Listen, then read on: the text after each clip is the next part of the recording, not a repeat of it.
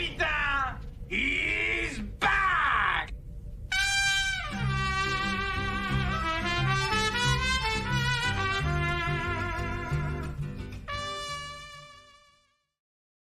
Nosotros queremos ir con ustedes. Yeah, that was pretty good. Oh, you speak English. No, just that first speech and this one explaining it. You're kidding, right? ¿Qué?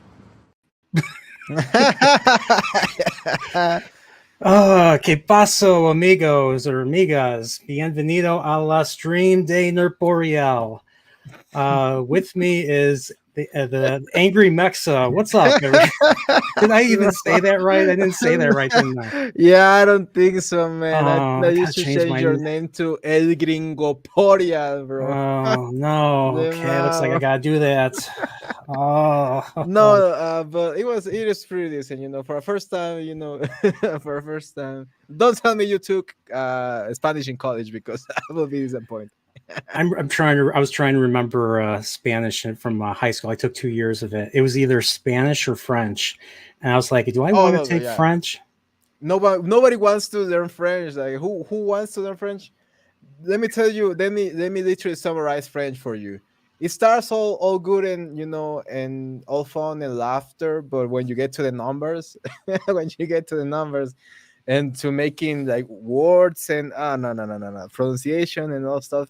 And when you might learn French for 2 years, let's just say that. But when you actually go to France and listen to French people, it's noise. It's just noise. What do I remember? Okay, so there's uno, dos, tres, cuatro, cinco, catorce. Oh wait, sorry, that's you two. Oh no, it's seis, siete, ocho, nueve, diez, once, doce, trece, catorce, quince, dieciséis, diecisiete, dieciocho, diecinueve, veinte. Yeah, 20. And then it goes 21 and yeah, it goes like 20s, 30s, yeah, 40s. Pretty similar. Yeah, so it's easier than the other languages, I think. Oh yeah. Like I was like, is there anybody I know that's French, or is there a practical reason to take French? And I was like, no. So that's why I took Espanol. Yeah, there's always a practical reason to learn Mexican because tacos. Tacos, yeah, tacos, burritos, yes. Go. So yeah, but thanks for being here, man. Thanks for being here. This is gonna be a great stream. So. It's gonna be fun. And before we get going further, I want to say hello to the chat. So we have first all the way back up, scrolling all the way up. We have is it Gusset with I think it's Gusset. Welcome. And then we have our mutual friend, technically Mexican. I'm curious. You're angry Mexican. He's technically Mexican. You guys related? yeah, you are related, but the grandmother or the grandmother. No. You're the grandmother. So, no. Yeah, you are his grandmother's fiance. Former. She had a farm, and my grandmother worked on the farm. Oh, that's awesome. No, we're not related, but we are brothers from another mother. We got Fuzzberry here, and we got who else we got? We got DJ Ronnie G, member of the Nerdporeal Continuum, and we got Fantasy Favorites Entertainment says hi, and we have the legendary Staple Bow himself. What's going on, gents? Or ladies and gents, I don't want to assume genders here. So I got a question for you. So I said amigos and amigas. Is there a way to say friends and refer to both sexes? Yeah, that's actually really a good question. Yes, Spanish is, as you know, a gender language. So we almost always use A or O for either feminine or masculine, respectfully.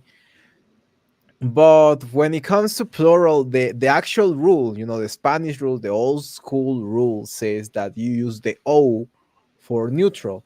Like it's the same thing with English. I think that you use the word man for a lot of things that are neutral, mailman, postman is the same thing, but I don't know, fireman, policeman, all these things, right? It's almost the same thing with Spanish. Although nowadays, because PC culture and all, you had to say male person or whatever, or male woman. I don't even know. Yeah. Instead of alderman, which is what a city runs a city councilman. Now I Yeah. say alder people. So Oh, I just troll everybody and just say people. I say this person of person's a man of something, and I do it all the time now. Like I don't know if you heard, but someone actually had a problem with the word amen. So yeah. yeah, and I remember my old priest. I was Orthodox. My old priest was like on Facebook was like, "This is the dumbest thing I ever heard in my life." Yeah, everyone that read that already lost some brain cells. Yeah. Because somebody Oh literally my said god. that. I don't know if it was A Catholic, man and a woman. a women. Yeah, I'm just like,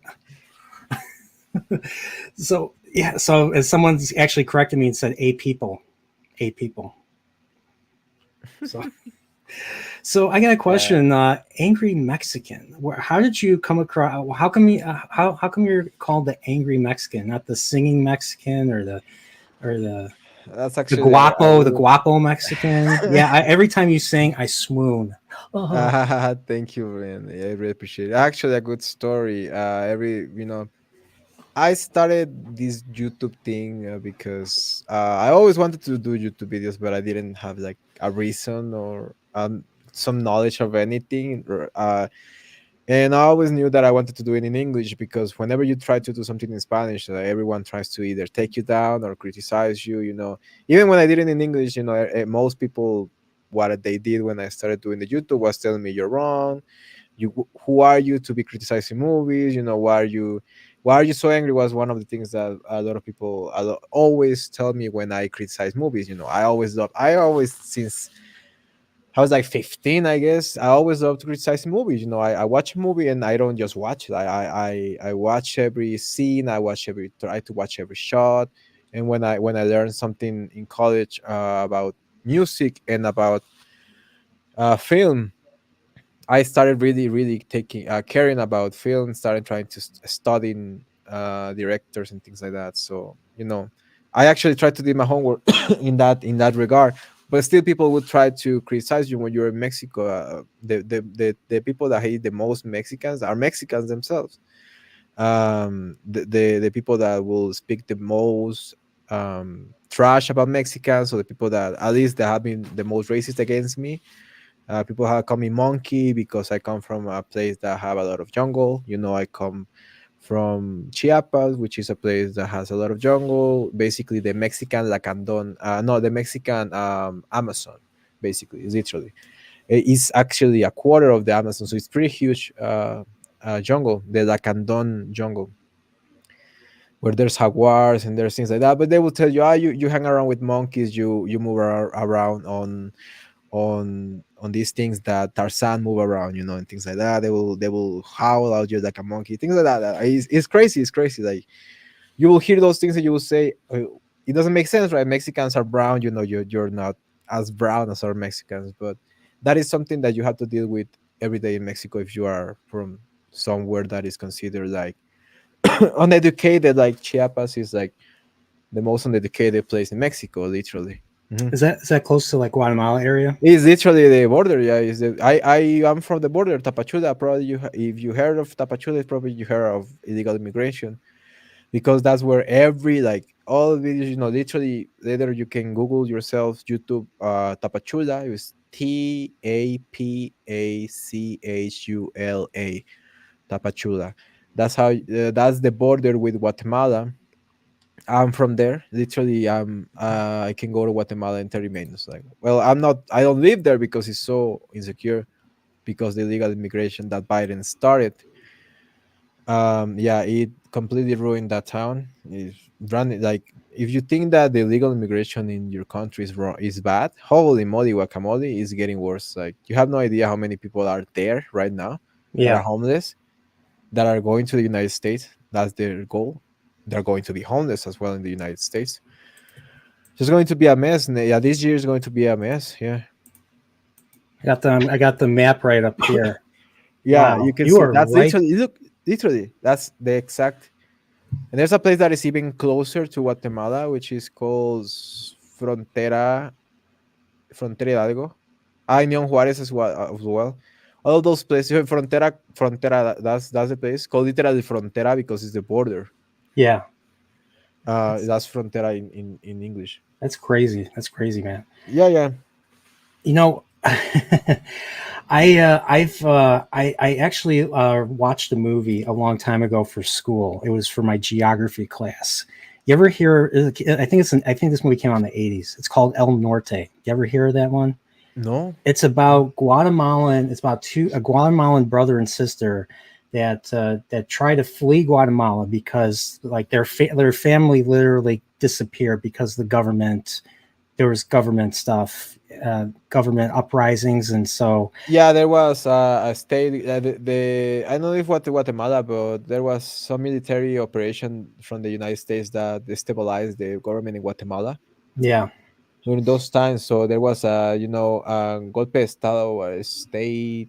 Um, when you literally just the police gets rid of the president, things like that. A coup. yeah. That's the word. So they decide to flee. They decide to flee before they're taken. They realize their mother and father were taken Mhm. away, never to be seen again, and so they decide to flee to America. And they're told by someone when they're leaving going into Mexico to say chingana this and chingana that. That's really accurate. Yeah. Yeah. So Everyone in Mexico is going to understand that. That's cool. That's easy. Yeah. If you want to say cool, say chingona this, chingona that. Yeah. and then like it's a sad movie. Like they get to America and the sister, I forget how, but the sister dies and the brother becomes a landscaper because they're in the United States now and That's all you had. That's all you get. Yeah. Sadly, I work as a translator, so I get calls from people, and most people, what they do there, well, mostly because they don't know how to speak English, which is like really weird. America is really weird country. That is the only country in the world, I guess, that if you don't know the language, they give you a translator. That's for me is wild. Like for free, that's for me is wild. Like it is like who does that? Like, such a good country. It's the best country in the world by far. yeah. Canada trying to copy, but but yeah, actually that's funny because you're in Sinaloa.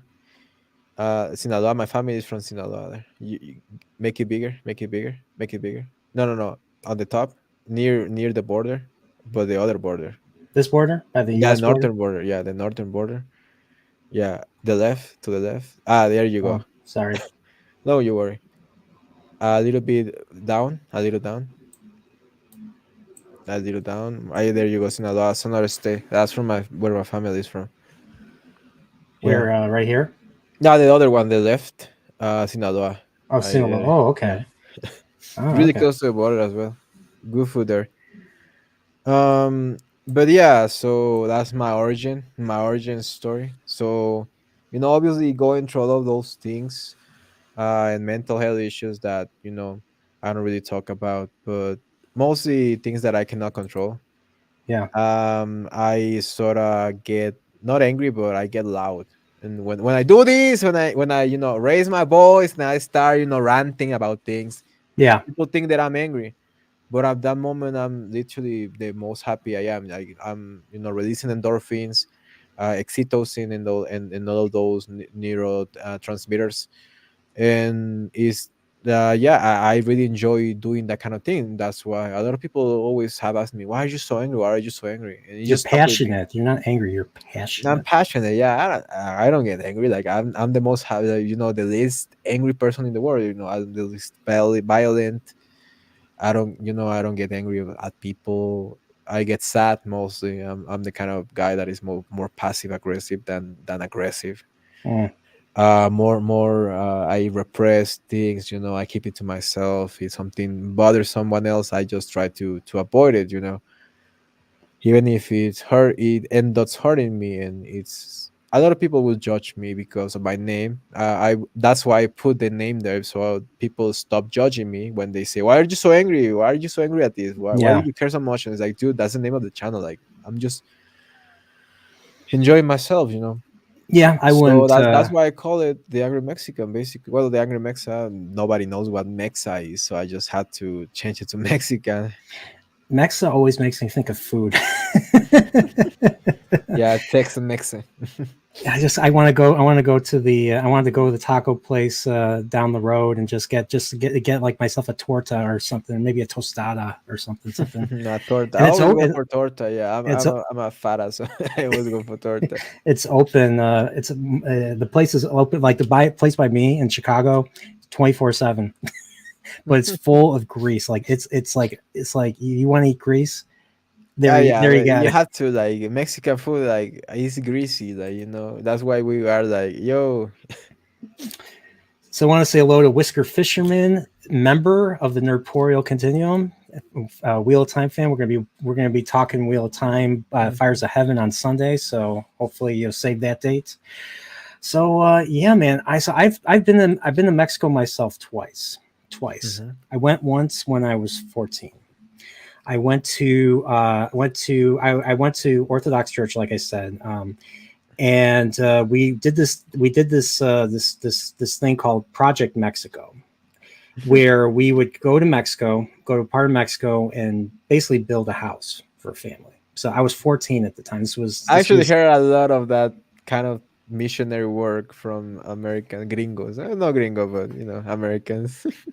Yeah. And so what happened was we flew to San Diego, and we drove to the Tijuana area. The Tijuana area. So I got to cross the border, got to cross the border, and got to sleep in a tent outside of an orphanage because we were staying in an orphanage, and we went and we did the work for about a week. And I was surprised how hilly, how extremely high hills Mexico is, especially in the Tijuana area. Yeah, So Tijuana, that's like where the Tarahumara region is. So it's like you have a lot of mountains. Tarahumara is like the Redskins of Mexico, basically. yeah, There are basically people that have red skin that are from this region that is really hot, that is basically the desert and the mountains. So it's either the desert or the mountains, and it's all that region. So you all of that part is like really really hill, like it's all hills and you yeah. know, not mountains, but yeah, kind of like hills, yeah, almost mountains. So, one thing I definitely noticed growing up, I was afraid of dogs because the neighbors had dogs that wanted to bite you, or they always reacted to strangers. There was a lot of wandering dogs that were just wandering around, and they just. I'm like, why are the, I mean, like, why are the dogs so nice? I'm thinking, they're not nice. They're hungry. They're just wandering around looking for food, and they're trying to get people to To feed get them them or food. something. Yeah, Yeah, they're nicer. Yeah, they're nicer. Like the thing with Mexicans, they are horrible dog owners. Like a random, like where you went, probably it was like, you know, random Mexican town in the not near Tijuana. What date was this? So I can picture myself because yeah, this was like weird. August. This was August of 1999. I was 14. I was about to start high school. 1999. Yeah, Ah, so it was not that. Oh, okay, so it was not that bad there. No, it was before the whole deal with, you know, the narcos. oh, with the Yeah, it was drug the with before that. It was the drug heavy. Yeah, war, the drug yeah, it war. was Yeah, before the drug war. Yeah, just like 6 years before the drug war. yeah. Clinton was president at the time, Hmm. so Exactly. Yeah. Fox was our president. So that time there, yeah, a lot of people are really bad with their dogs here in Mexico, especially people that are from rural areas. yeah. Rural, it's funny word Rural. to pronounce, rural. But no, like they are really really bad. So the reason why the dogs are like that is because they are so agitated. Like they are like, you know, dogs don't have borderline literally. Like those dogs are ready to fight. They will jump at anyone. I hate that kind of dogs. Like, to trust me, like I grew up watching and being around those kind of dogs Yeah. is so like holy, it's so stressful. Yeah, Um, there's like you gotta socialize. I mean, I'm not a dog owner. I'm allergic to dogs, but like I know that you have to socialize the dog, or the dog's gonna. It's like a kid. yeah, no, You they know. have them like they have them locked up, or what they do, they put it on the roof. They put it on top of the roof. Roof doggo, we call them. Oh, So yeah. So they are on top of the roof. They get tortured by the sun, and well, they have really bad attitude. So when the most aggressive dogs are the ones that are always on the roof of the houses. So whenever you go just walking around, walking down a random street, you will hear a random dog just barking, just yeah. barking at you like randomly, and you're like, "Oh, is it going to jump at me?" Yeah, they don't jump, but it's really normal. Like this is like Are something they that you like see tied? every Are dog. they tied to like something up on the No, roof no, so no. that they Like don't they're just in fall? the roof. No, they're just in the roof. No, they're just in the roof. But the dogs like they don't have a good perception of of the deep of how deep it is. So when they see the fall, they think that it's a big fall, even though that they can just make it. So they don't like and that's all they know. Imagine you're literally a dog. Yeah, exactly. It's a preservation. Imagine you're just a Yeah, dog, and all you know is a bucket of water, a bucket of food, and this hell of a sun. Every day. And so that, once in a while, this guy comes and gives you more food and tells you, yeah, or screams at you or kicks you. Is yeah. that's the type of a Mexican dog, literally. That's why dog fighting and all those things are so popular here in Mexico. Because people don't have the same regard for animals that I people mean, will cook dogs, things like that. Like people here in Mexico, basically like Korea, not Koreans, but Chinese.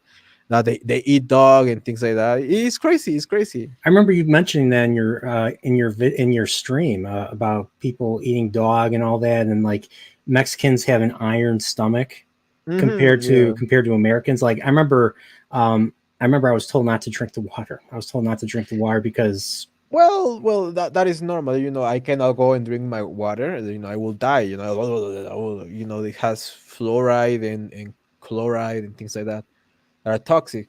I could boil it, but still, it's not safe for consumption. It's just like it's like basically subterranean water. Is virgin water with you put a little bit of chloride on it, so you don't die when you shower on it.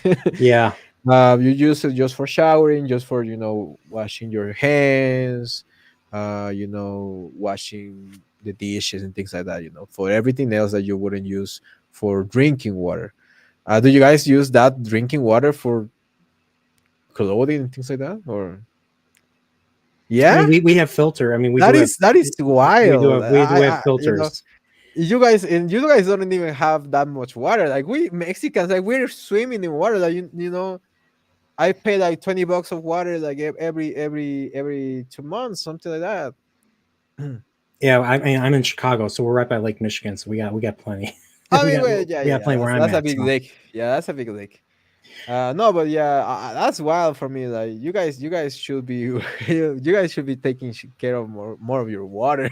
yeah, yeah, you're not wrong there. So, but I'm trying to not drink stuff out of bottles now because plastic, Yeah, consuming yeah. Well, in plastic Mexico, and you all that. have to drink things out of bottle. Like there's no other way.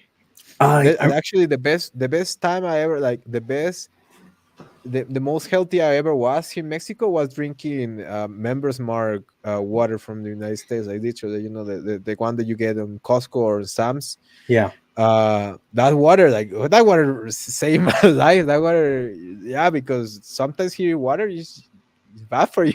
Mm. Will get you sick. Yeah, yeah. Be careful with the water here in Mexico. Everything. Yeah, so we didn't really do that, but I remember when we ate, we had, so every meal was rice and beans. Like I think every meal was rice and beans. Mm. So we ate that all the time.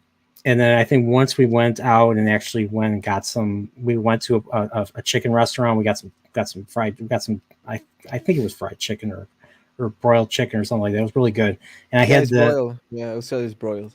and I had, They have like these yeah, um broilers. Yeah. okay. And I had a bottle of Mexican Coke. Love Mexican Coke. Love Mexican Coke. Like I It's really won't good. like no none of because they put corn syrup in Coca-Cola here in the States. So That is weird too. Like we use real sugar, real man sugar, yeah, man-made sugar. Yeah, have you seen how they make sugar? Is the most like the most archaic, primitive thing. Like, it's so weird. It's so weird. Like it's really good. Life in Mexico has its perks. We have real sugar in Coke. We have good chicken. yeah. Yeah. No, yeah, especially the food and the drinks that we have in Mexico, I think that is just superior. Nice, nice, bro. So I know chicken. Chicken is pollo. Hmm. Uh, I forget. Was it fish is pescado? And since we brought up dog, and I have to, I hope I get this right. It's tough. Like my double R's, I could not do double R's until. I mean, I still have a hard time with it. Gotta get my tongue on my roof. Perro, It's really hard. It's really hard. Yeah, perro. Like, it's yeah. terrible. That's It's better. That's terrible. better. It's hard because there are actually people that don't have that part of the tongue. Like sometimes if you have a shorter tongue or like, Yeah. like there are people that don't have that part of the tongue, so it's really hard to do. Perro, yeah, perro. Perro. Region. Like, jeez. Speaking of Yeah, Region, Nerdporeal. No, that's not Nerdporeal. That was terrible. Nerdporeal. Yeah. That was terrible. OT, the formerly known as CLS. What's up, my friend? So I got a question. So kind of going back to pop culture. Where did I mean? I noticed the shift with Star Wars. Was really Star Wars, and I noticed certain decisions were being made, certain things were happening, especially in J.J. Abrams stuff like Star Trek Into Darkness. But the when was the first when was the first time you noticed a shift, or when you started to really pay attention to entertainment? I know you said you went to school, you took music and you took Yeah. film. So I mean, really, what did you start paying attention to?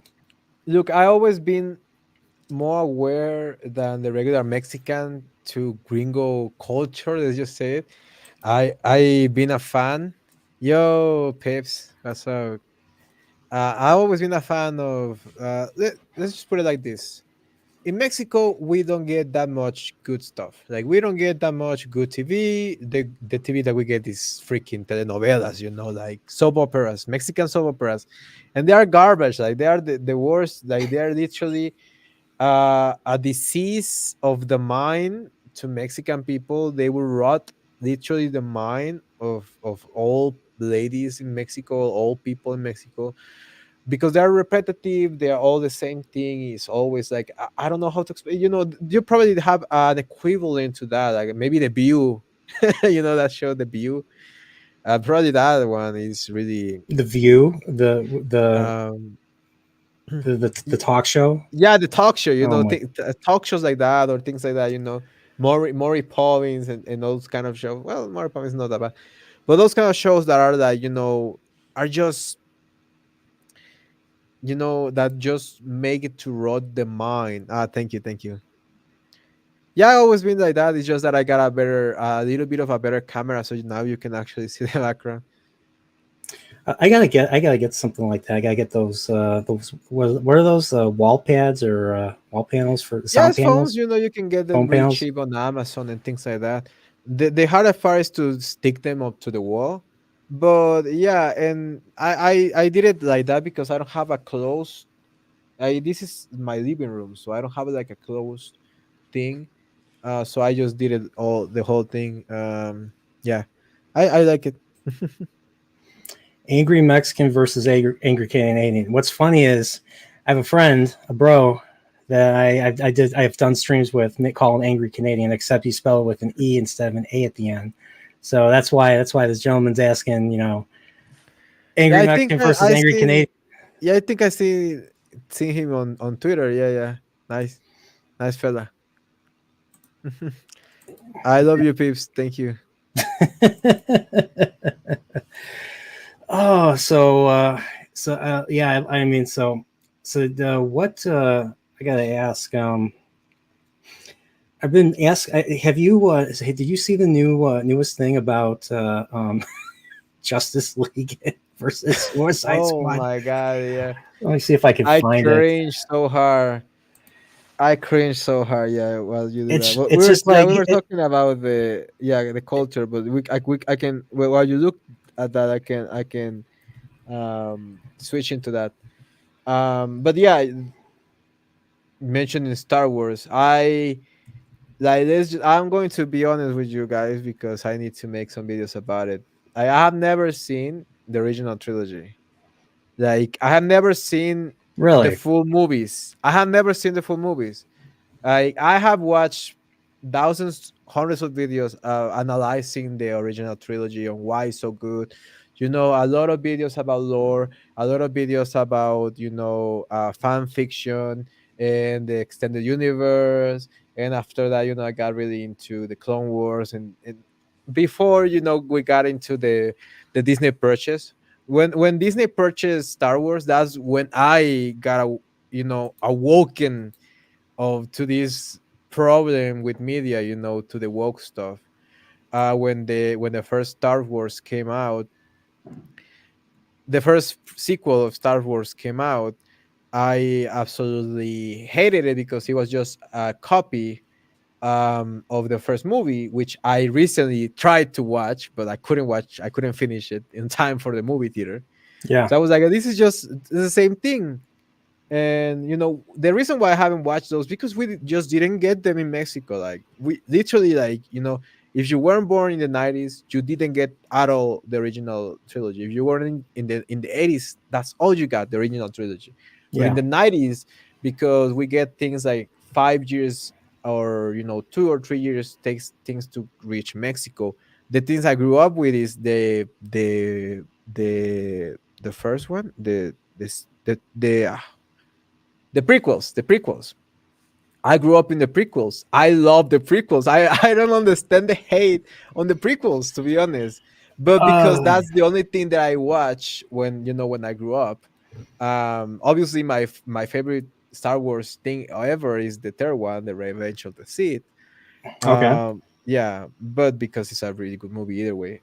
Although watching now, I watch analysis of the prequels, although they hurt, they hurt because I'm like, no, I grew up and I never knew what the freak midichlorians were. Now I know what the midichlorians, and now I think that's That's one of the things the that things people really hated one of the dumbest things. in Yeah, the yeah, Phantom Menace. They hated midichlorians. They hated Jar Jar Binks. A yeah, lot of people yeah, yeah. felt the pod race was a waste of time. I was okay with the pod race. I thought it was fun. It was a fun from the it was like an early '60s movie. It's a mad world or the Great Race type of fun. Something like that. I love the Um, race because and I don't know if you remember this, if you ever had this. But in the DVD, in the cool DVD where you had the trilogy, they were games. They were DVD games. And in the first one, there was a game where you were able to drive that thing. It was basically a Subway Surfer, but in the early 2000s. It was wild. I was like losing my mind, with controller, and you could like switch lanes and things like that. You needed to dodge things and actually do something. It was like my first gaming experience ever, as a kid. Before I ever had a Nintendo, we never had like video games because my mom was like really religious and she was like, nah, like no you video know, games in this house. That's the devil work. you're gonna rot your brain, kid. No, she will say that she is the satanic. That's how I always Really? trip when, yeah, she literally would say that that's satanic. Well, I mean, Pokemon was satanic, Goku, and things like that. Super Mario shoots fire out of his front. So Yeah, I mean, if that's not Nintendo. satanic, I She don't know didn't what like is. Nintendo because she knew that Pokemon was part of Nintendo. Because the brand. And Yeah. in the 90s and the 2000s in Mexico, everyone thought that anime was satanic, demonic, literally. But literally, like literally, every single Mexican kid knows this. Every single Mexican kid from my age, at least, or even younger, they thought that anime, anything anime, was satanic. You know, Pokemon, Digimon. Pokemon was like his pocket monsters. His monsters is the devil's work. My mom told used to think like that. She was a really hardcore Catholic person, and I was a little bit, of a troublemaker when it came to God, because I always tried to, I always thought that the idea of God was just not sufficient enough. At least the idea they try to sell us, right? There's so much deeper, so much more knowledge that we have been ignoring, and so much other things that, because of things like religious extremism, extreme religious, like my mom or things like that, they will not let you think outside the box. And there was a quote about, I don't know if Einstein said it, when they asked, "Do you believe in God?" Or they asked some a really smart person, "Do you believe in God?" And he said, "I not just believe in God, I think about God. I think about God. I think about God every day." And I do. I think about God every day, every second of my life. I spend thinking about God, trying to figure it out. The wonderful and the mystery around it, and not in trying to counter it, not in no, it's more of trying to learn, trying to understand what it is, and that's it. I think people that stop thinking about God and just believe in God are the worst kind of Christian. They are not believing in the true real God that is the creator of the universe, and what we are all part of. They are just being sold an idea that a human being came up with, you know because a lot of people can tell you, "Oh, I saw God, I saw God, I whatever, I spoke with God." And to speak with God, there's a lot of circumstances that had to be met to be able to get there, right? And even if you do get to speak to God, how are you going to be able to understand what He's saying, as something that, as humans, that we are just so little, so minusculous when we compare it to the vast of the universe. I It's mean, just I mean, the Earth, just from further into the solar system, the Earth is just a pale blue dot, according to I can't think of his name, the physicist. I can't think of his name. Oh, Hawking. no, not Hawking. No, no. I'm trying to think of what was the name of the physicist? Pale blue dot. Let me look. Let me look really quickly. Yeah, yeah, He's the yeah. one that wrote the movie Contact. He wrote the book Contact. Pale blue Isaac dot. Asimov. Carl Sagan. Carl Sagan. Carl Sagan. Oh yeah. Yeah. Yeah, and then you think about how small we are compared to uh compared to the planet Earth, and the planet Earth is just a pale blue dot. This is not even in the greater universe. This is not even the greater galaxy. This is just in the solar system. Not even the greater solar system. Just like I don't even remember how far away that picture was taken. That the Voyager, I think it was Voyager 2 that took that picture. Mm. Yeah, it's insane how insanely large spaces. Hmm. So I'm going to be honest. I'm going to be honest. I mean, I like to think that, and I mean, I'm a big Star Trek fan. I like to think that in the future we can traverse across, time and space. But it's just based on the size. I don't know if it's practical. I don't know. And to think Yeah. about God in the greater context of the universe.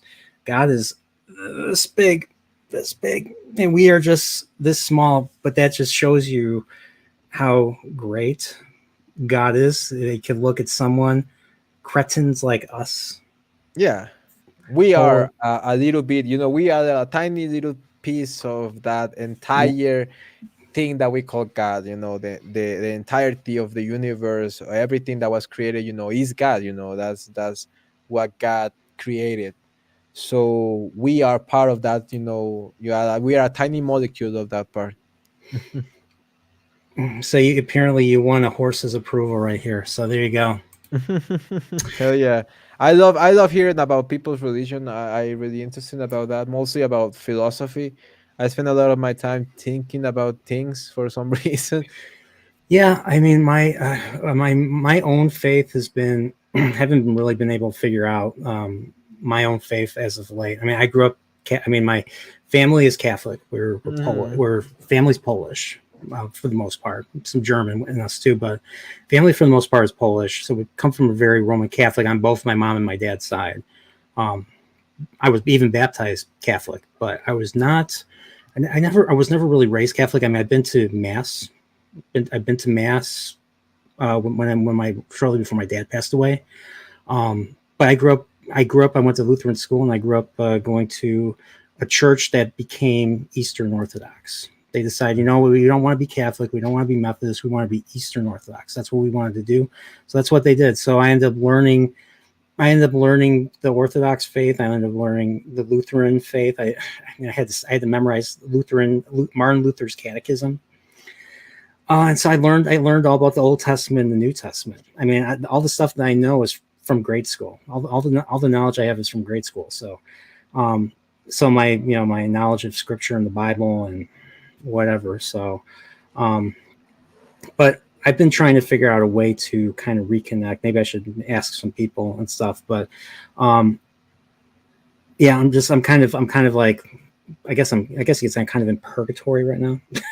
So to No, speak. I'm kind of. that's the best, like that's the best way. I think that you don't marry yourself, or you don't say I that's the idea and that's it, you don't settle for an idea that they sell you.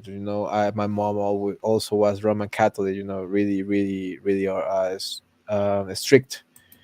Coming from that, I know. Yeah, I wanted to actually talk about that BGM doing so great takes here. That's why I'm not married with the idea of a single religion. I wouldn't. I can say, okay, I can go to a Christian church, I can go to a Catholic church and have a good time, because to be honest, I don't really care about what people believe in. I just care if they are nice, if they are nice to other people. That's something that is, that Jesus or whatever taught, be nice to your neighbor. And Yeah. that's the most important thing I think that people should do. Yeah. I mean, I've been to several different types of churches myself, and I've kind of in the same boat. I'm kind of I was in the same boat as VGM for a while. It's just like it seems like I don't know. It's like a club, and if you're not in it, if you're an outsider, you're an outsider, and whatnot. So, and people just don't really treat you. I don't know how to describe it, but people are nice to you, people are polite to you at first, but then they distance themselves, Yeah. and I don't really like that.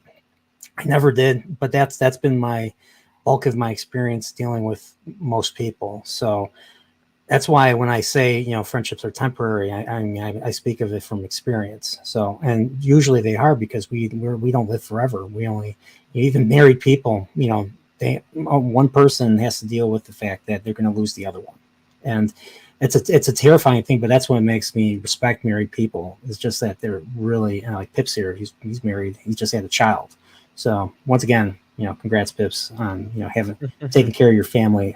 And yeah, just because I give you crap doesn't mean I don't mean it. I know you're busy. You got so much. The fact that you're here, I'm surprised. So,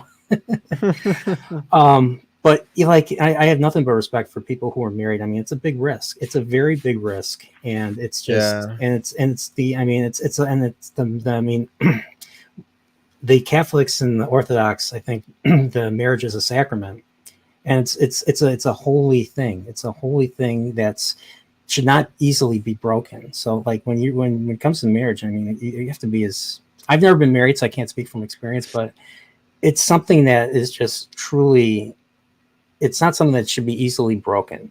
And so, Yeah. I mean, it's something that has to be widely considered and widely, you have to really think like, is this the thing? And a lot of people, I mean, sometimes I think people just go into it Yeah. expecting something, and And a lot of people don't have the conviction, right? They don't have that conviction of saying, okay, this is my partner for life. If I'm going to do it like with church and whatever, if you believe on that, I think that yo, Salty. But yeah, if you believe that that is the partner for life, yeah, that should be an unbreakable bond. Almost like an unbreakable course in Harry Potter, things like that. An unbreakable promise, or what was it called? I don't even remember. I remember Yeah, Harry Potter got hit by the whole satanic thing because of sorcery. that Or, was just more gay than yeah, that yeah, was always way yeah.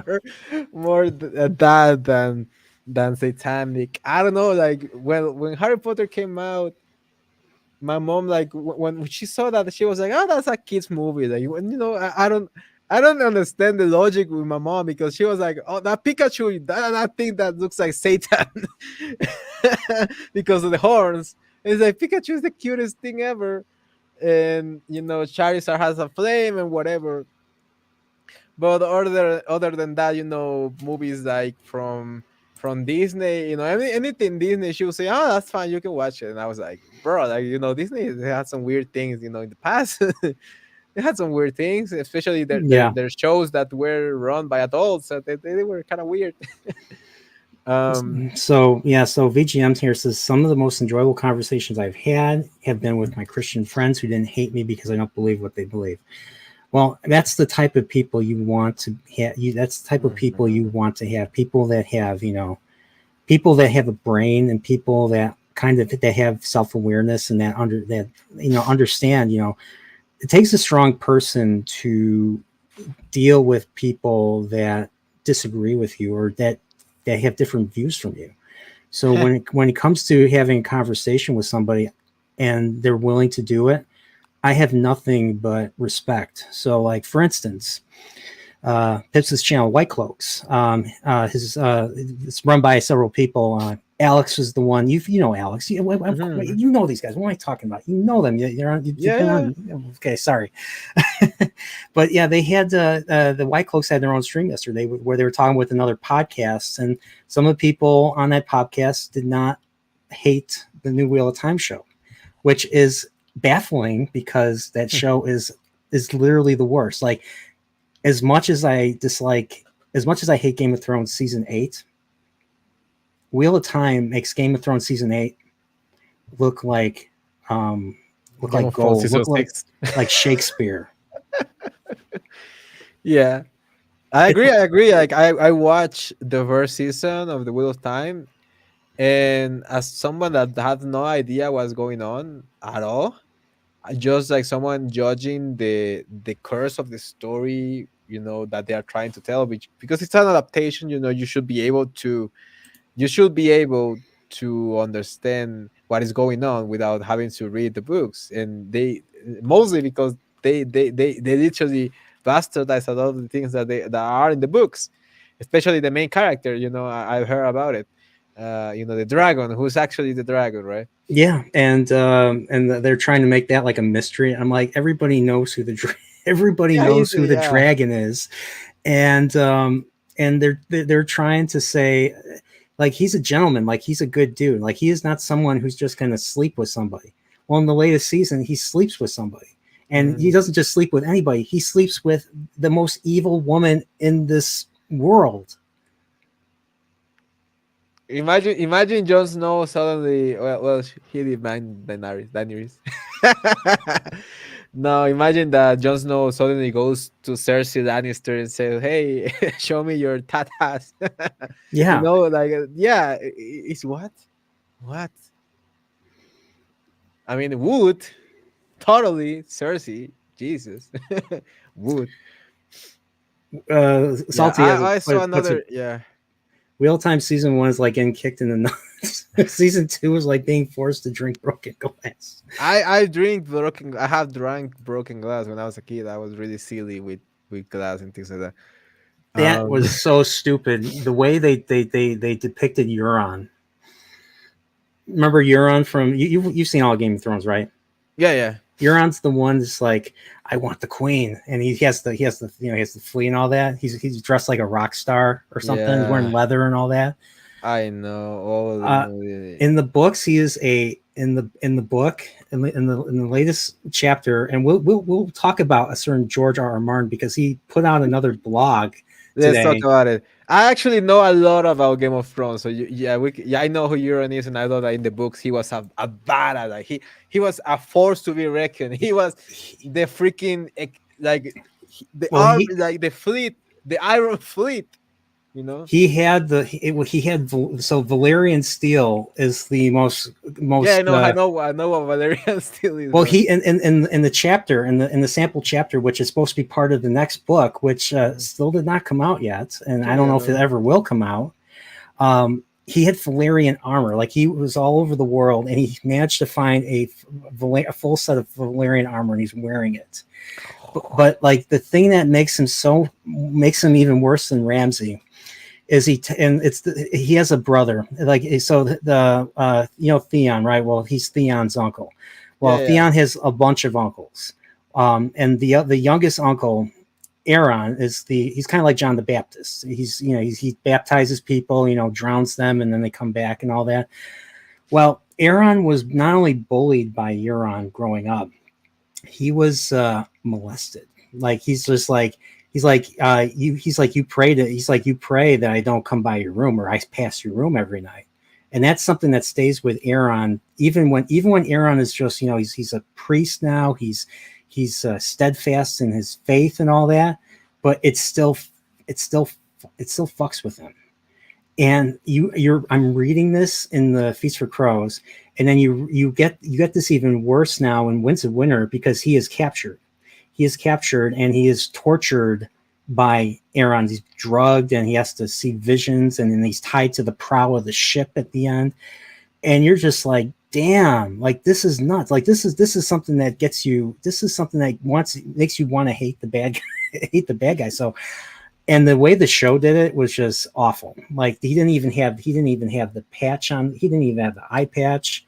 They Mhm. didn't give him anything. So And even then, he was like the actor was really good. Like they could have used that actor for the actual Euron story oh yeah, I thought he because was a great actor. he's a good actor. Like afterwards he does a lot of other things that I don't remember the other work that he has. He That was was in really good. he was in that World War II J.J. Abrams produced Overlord. You ever see that one? It's supposed to be like Cloverfield and all those crazy J.J. Abrams type of thrillers, but instead it takes place during World War II. So then I hate they J.J. Abrams. I everybody hate that. now. I don't know what's going on with him. Like he was supposed to be working on like a Superman movie. I think wasn't he supposed to be working on a Superman? And then they worked on another Superman instead. This Yeah, seems yeah, he was actually working on a Superman, right? Before the entire complete before Peter Sagan, before the actual hell yeah, before the other guy. Yeah, I saw another comment there that I wanted to address about the Saska sisters. oh yeah, That it's was freaking funny. I'm curious about them, but I'll tell you why I'm curious about. I was asking someone I know about them because well, I'll tell you offline why. Mhm. Let's Okay. just say that name is familiar to me. Uh, Mm. so um I mean, they're hot. They're hot. I understand what they did, but I don't approve it. the thing that was revealed Yeah. about them. I mean, It was I have other no it was a comments. different time. Like it was a different time. What was this Back like the then it two was thousands? Was this like back then it was hot. Now it's weird. It always been weird, but for some reason the 2000s everyone was horny and yeah, that's that kind true. of weird things. It was like I mean, like it the was the banging their cousin and things like that. It was like the American Pie kind of things. I don't know that's why, but exactly it what I was was thinking. yeah, it was part of the deal. In Mexico was really normal. Like it still kind of normal, but it's obviously now frowned upon, which is fine. It always should have been. But yeah, it's just wild how people just lose their minds over something that you had to do for work. He's like, come on. Yeah, Especially if you're trying to get into Hollywood, especially if you're trying to get into Hollywood. You know, Hollywood is some mess. Let me look up. I want to read some of I want to read some of his GRRM blog. So The J.R. Martin. What he say? What he said? he gets political, so I'm going to try and avoid this. So He talks about Trump. Don't tell me he talks he about does Trump. talk about a Holy. certain orange Oh, person. I see the date. I see the So date so right there. The date, the only date that I cannot see out loud with other than the other date that I cannot say out loud. yeah. So he Yeah. talks about dark 160. days, and I'm gonna read this. In years past, I would often do a not a blog post on or about New Year's, looking back over the year that was ending and ahead to the year to come. This year, though, as I reflected on the year we had just lived through, I found I had no appetite for living through any of that again. 2023 was a nightmare of a year for the world and the nation, and for me and mine, both professionally and personally. I am very glad that it is over. Unfortunately, so far, 2024 looks to be even worse. Mm-hmm.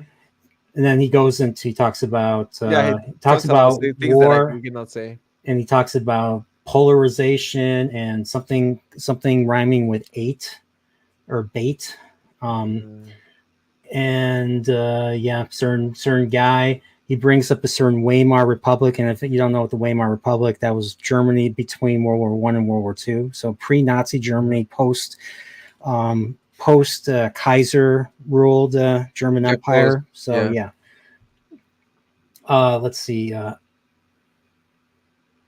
Okay, this is why I want to talk. Well, I take solace where I can, in chocolate thrones, if nowhere else, in books, in films and television shows, though even there, toxicity is growing. It used to be fun to talk about our favorite books and films, and having spirited debates with fans who saw things different.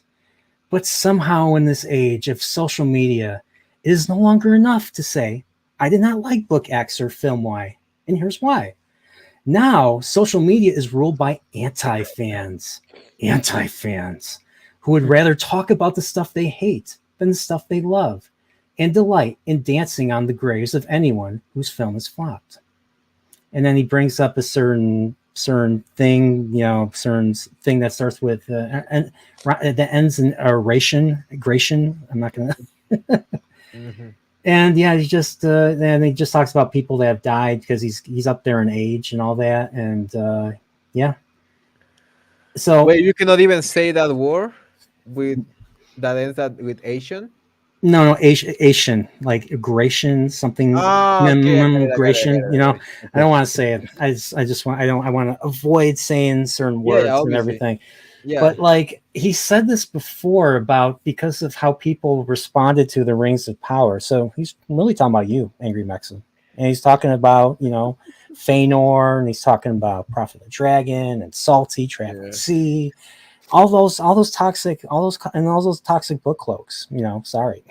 Mhm. Look, like I'm gonna say House of the Dragon and Games of Thrones is the thing about fantasy that I know the most. Sometimes I tend to forget about it because of J.R.R. Martin not doing anything. That bad lazy prick. You said He Jay. doesn't. Oh, I'm glad you like mistaken that I one. hate that guy. Like I love the guy, but I hate him. You know, he's stupid. Like he's not smart. He's a good. Well, I was gonna say he's a good writer, but he cannot finish his own story. It's like, No. dude, like just finish it. Yeah, You could have finished.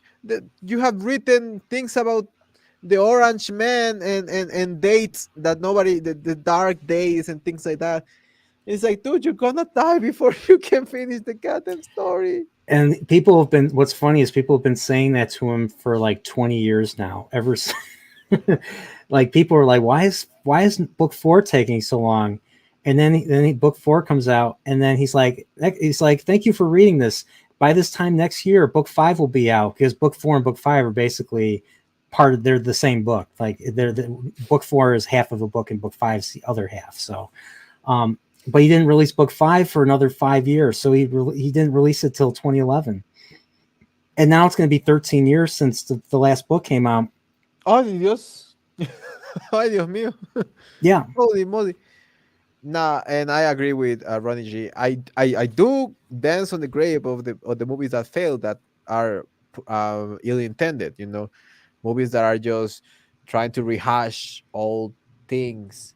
You know, like the sequels, or the Mao should go on a hunger strike. That guy would never die of hunger. Like that guy never in his life. He has too much fuel in his tank. Let's just call it like that. yeah. I mean, like he was. I mean, he didn't even go into like I know like Robert Jordan went to. He and Robert Jordan are the exact same age. Like I think they were born within a few weeks of each other. Yeah, Mao. Robert Jordan went to war, killed people, went to war, fought in Vietnam, was a gunner, I think, got killed people and all that, had to deal with it. George was a conscientious objector.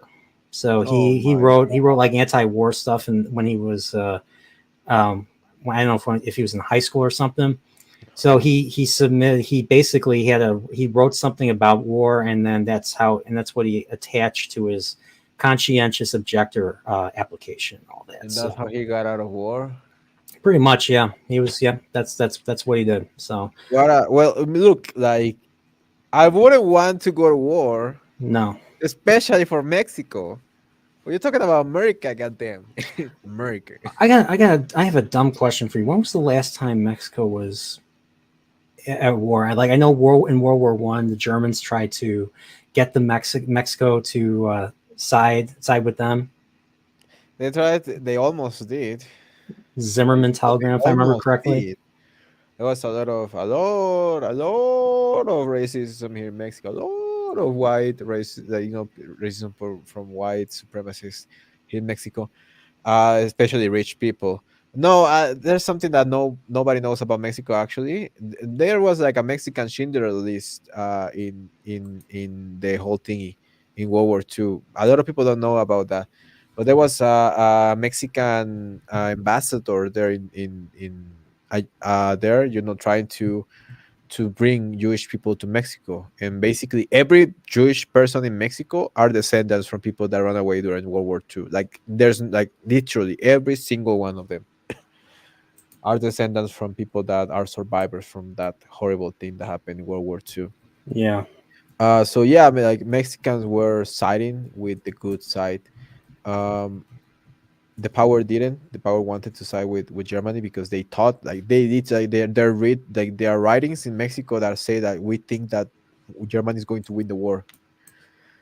But what happened is that Germany sink a, not Germany, either Japan or Italy or one of the three bad guys. They sink a ship that was in Mexico. The ship was not doing anything wrong. It was just in the wrong place at the wrong time. So the Germans just sink him, and it was just like they say, "Oh, we're gonna send our military forces to help the American allies and things like that."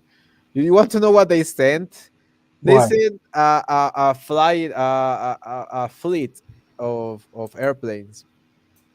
We have a saying in Mexico. We call them the grasshoppers because they were so bad that they would crash to the water by themselves. You know how Mm, grasshoppers drink water? No, yeah. grasshoppers. No. The firefly, the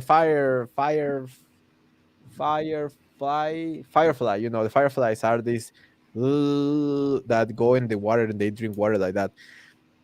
Yeah, they call them the fireflies because they were so bad that they would crash into the water by themselves. Oh, that's crazy.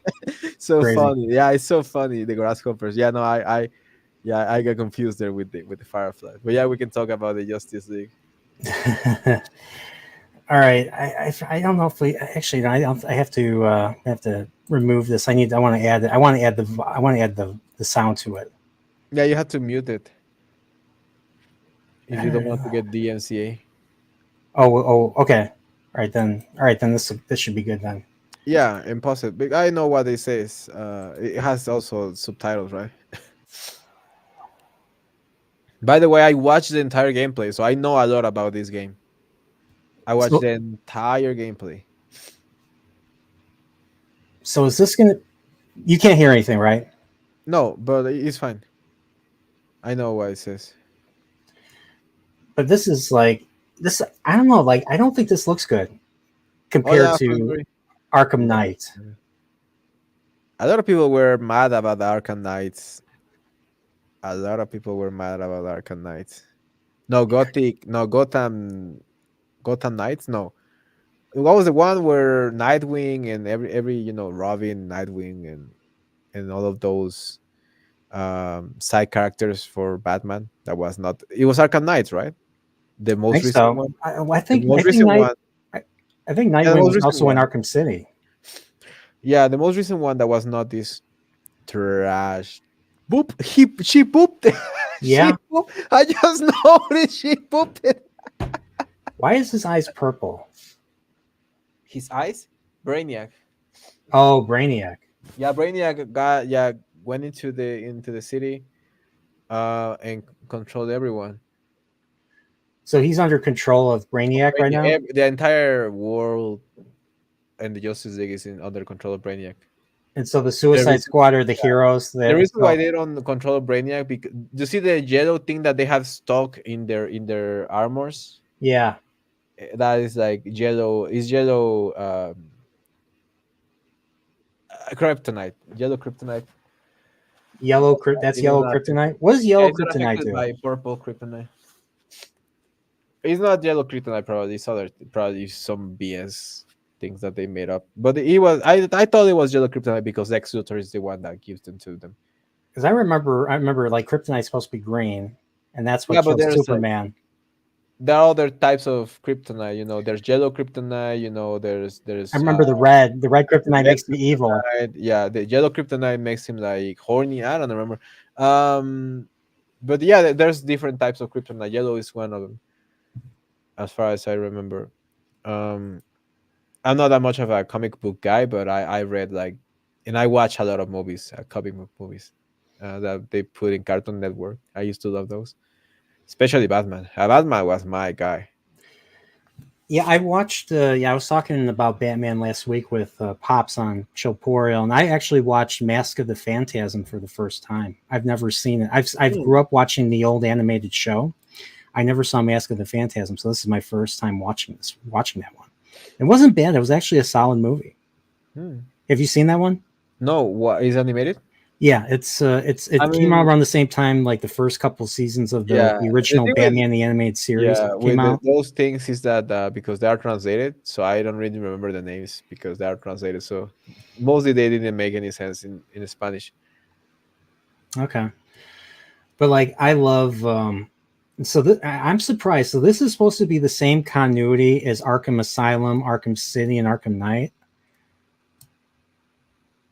Yeah, Arkham Asylum, Arkham City, and Arkham. Yeah, I think Arkham Knight. Arkham Knight. Yeah, Arkham Knight. That's Caballero crazy. de Arkham. Yeah. Yeah, So look, is yellow kryptonite. Look, they had like a boomerangs and things. I forget, has Brainiac ever been in a movie? I don't think he's No, ever been a villain in a Superman movie, right? no. I mean, you had General Zod, you had Lex Yeah, no. Luthor. It has not. Not at all. At least maybe animated. No, not even animated that I remember. And if Uh, you have, Justice League probably, but doesn't he kill Superman too? Don't they kill Superman as well? he doesn't. He control. I think yeah. I think he controls the Doomsday and. I am not sure to be honest. Like I didn't know anything about Brainiac to this guy. That This dude looks was so bad. trash. It was so trash. Like I watched the entire boss fight. It's so bad. The game is so bad. Like, can I tell you like a rundown of the game? Like because it's so bad. Like the first fight is Flash. The first boss Yeah, fight is the Flash. Well, they had like mini boss fights where you try to fight like Green Lantern, but Green Lantern is just too powerful, so you just like it's just cutscenes, cutaways. So if I Flash and Flash just running around, whatever, you just shoot at him. You literally just shoot at him, which is stupid. How could you shoot at Flash? Like he's Flash, you know. Yeah. The gameplay is so repetitive. So you get Flash, and the guy starts pissing on him. Do you saw that scene? No, I don't think so. You didn't saw that. You didn't see that scene, bro. You uh yeah, check that out later. But this guy Boomerang, he pisses on Flash's corpse. He literally they Wow. show him pulling down his pants. Obviously, they don't show the scene on the screen, but they put the sound, and they put the sound of him peeing, and everyone is like, "Oh, you have such a big dick." I'm not kidding. I'm not joking. Like Harley Quinn even applauds because he has such a big dick. Literally, literally, I'm not even joking, or I'm quoting. And the funny thing is that before that fight, before he was the only one that was not affected by Brainiac because he's Flash. Yeah. He was so cool that he was saving the Suicide Squad. He saved the Squad 3 times, and the only reason why he got captured by Brainiac is because he saved the Suicide Squad from Green Lantern. But this guy Boomerang was such an arsehole against him for some reason, even though he just saved their lives. Like he saved, like it's literally 3 missions before that, Flash saved their lives, and now they're like, "Oh, you had to kill Flash." But they are like, "No, you Which cannot kill one's him. You have to Boomerang? keep him alive." Hmm? This guy, Which one's the guy Boomerang? that this guy, the, On the the guy left, that right is the here. human. Yeah, the guy is human. He's an Australian mate, and he talks with this accent, mate. I freaking Crocodile Dundee. Uh, yeah, the entire he's so annoying. He That guy is does. so annoying, so annoying. And Yeah. it's sad Yes. because his powers are the lamest, but his character is the funnest to play in the game. I seen Yeah. some gameplay. Yeah, and it's oh you're getting knocked. Oh no. Sorry All right, don't about worry. that. So yeah. Yeah. I'm so glad. Okay. I'm getting rid of this. This is terrible. I'm not planning on playing this. Yeah. So it Well, kind of at the makes end, me not want to play yeah. finish Do Arkham you Knight want to know now. what's the ending? Do you want Shark is the only fun character to play.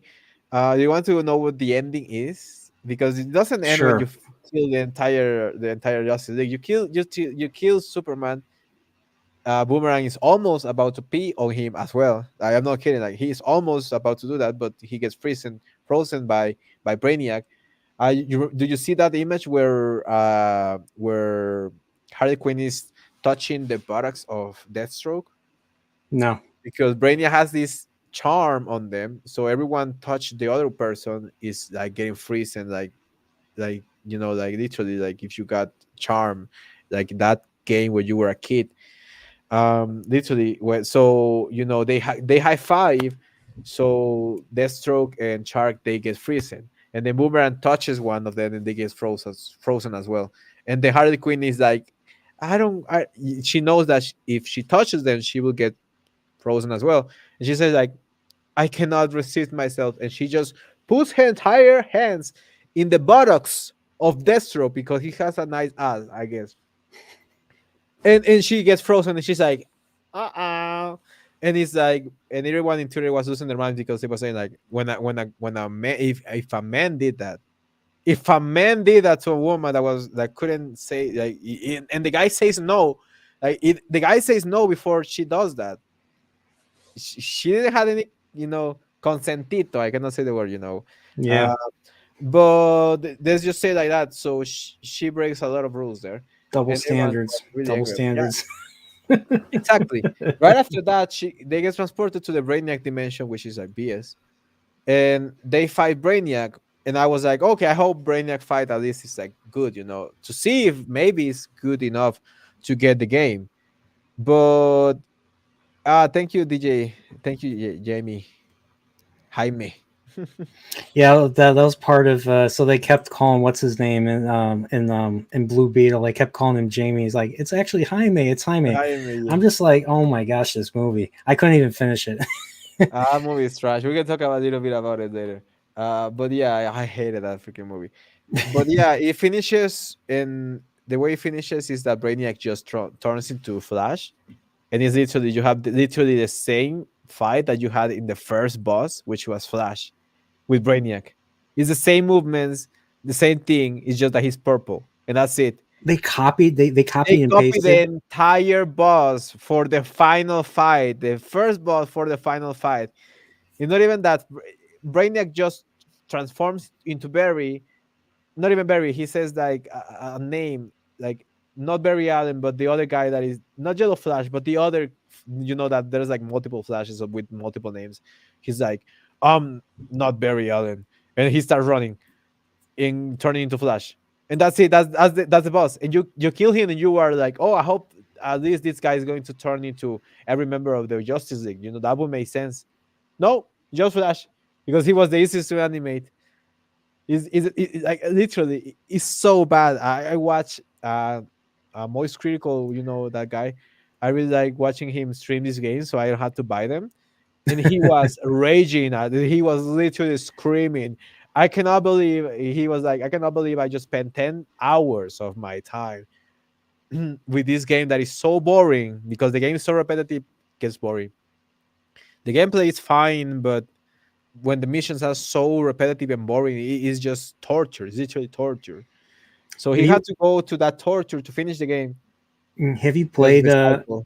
I might have asked this, so I apologize if I already did. Did you play the Arkham games? Did you play Asylum, Arkham City, Arkham No, Knight? I as is a series of game that I literally have been downloaded. Like I literally have them on my computer downloaded for a while, but I don't want to get into them because I was waiting for this I was waiting for this video game because it was supposed to be the final game on the Arkham series because the other Gotham Knights was not part of the Gotham Knights is the other game that came out with Robin and Nightwing.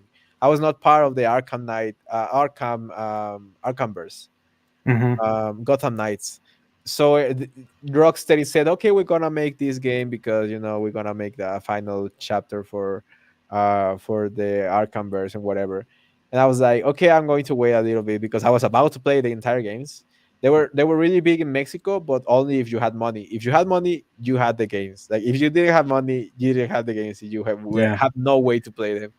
And I'll, nowadays with Game Pass, that is easier to find them. But yeah, I'll tell you, Arkham Asylum is a masterpiece. It's everything I like in a video game. It's basically like a 3D Metroidvania and everything.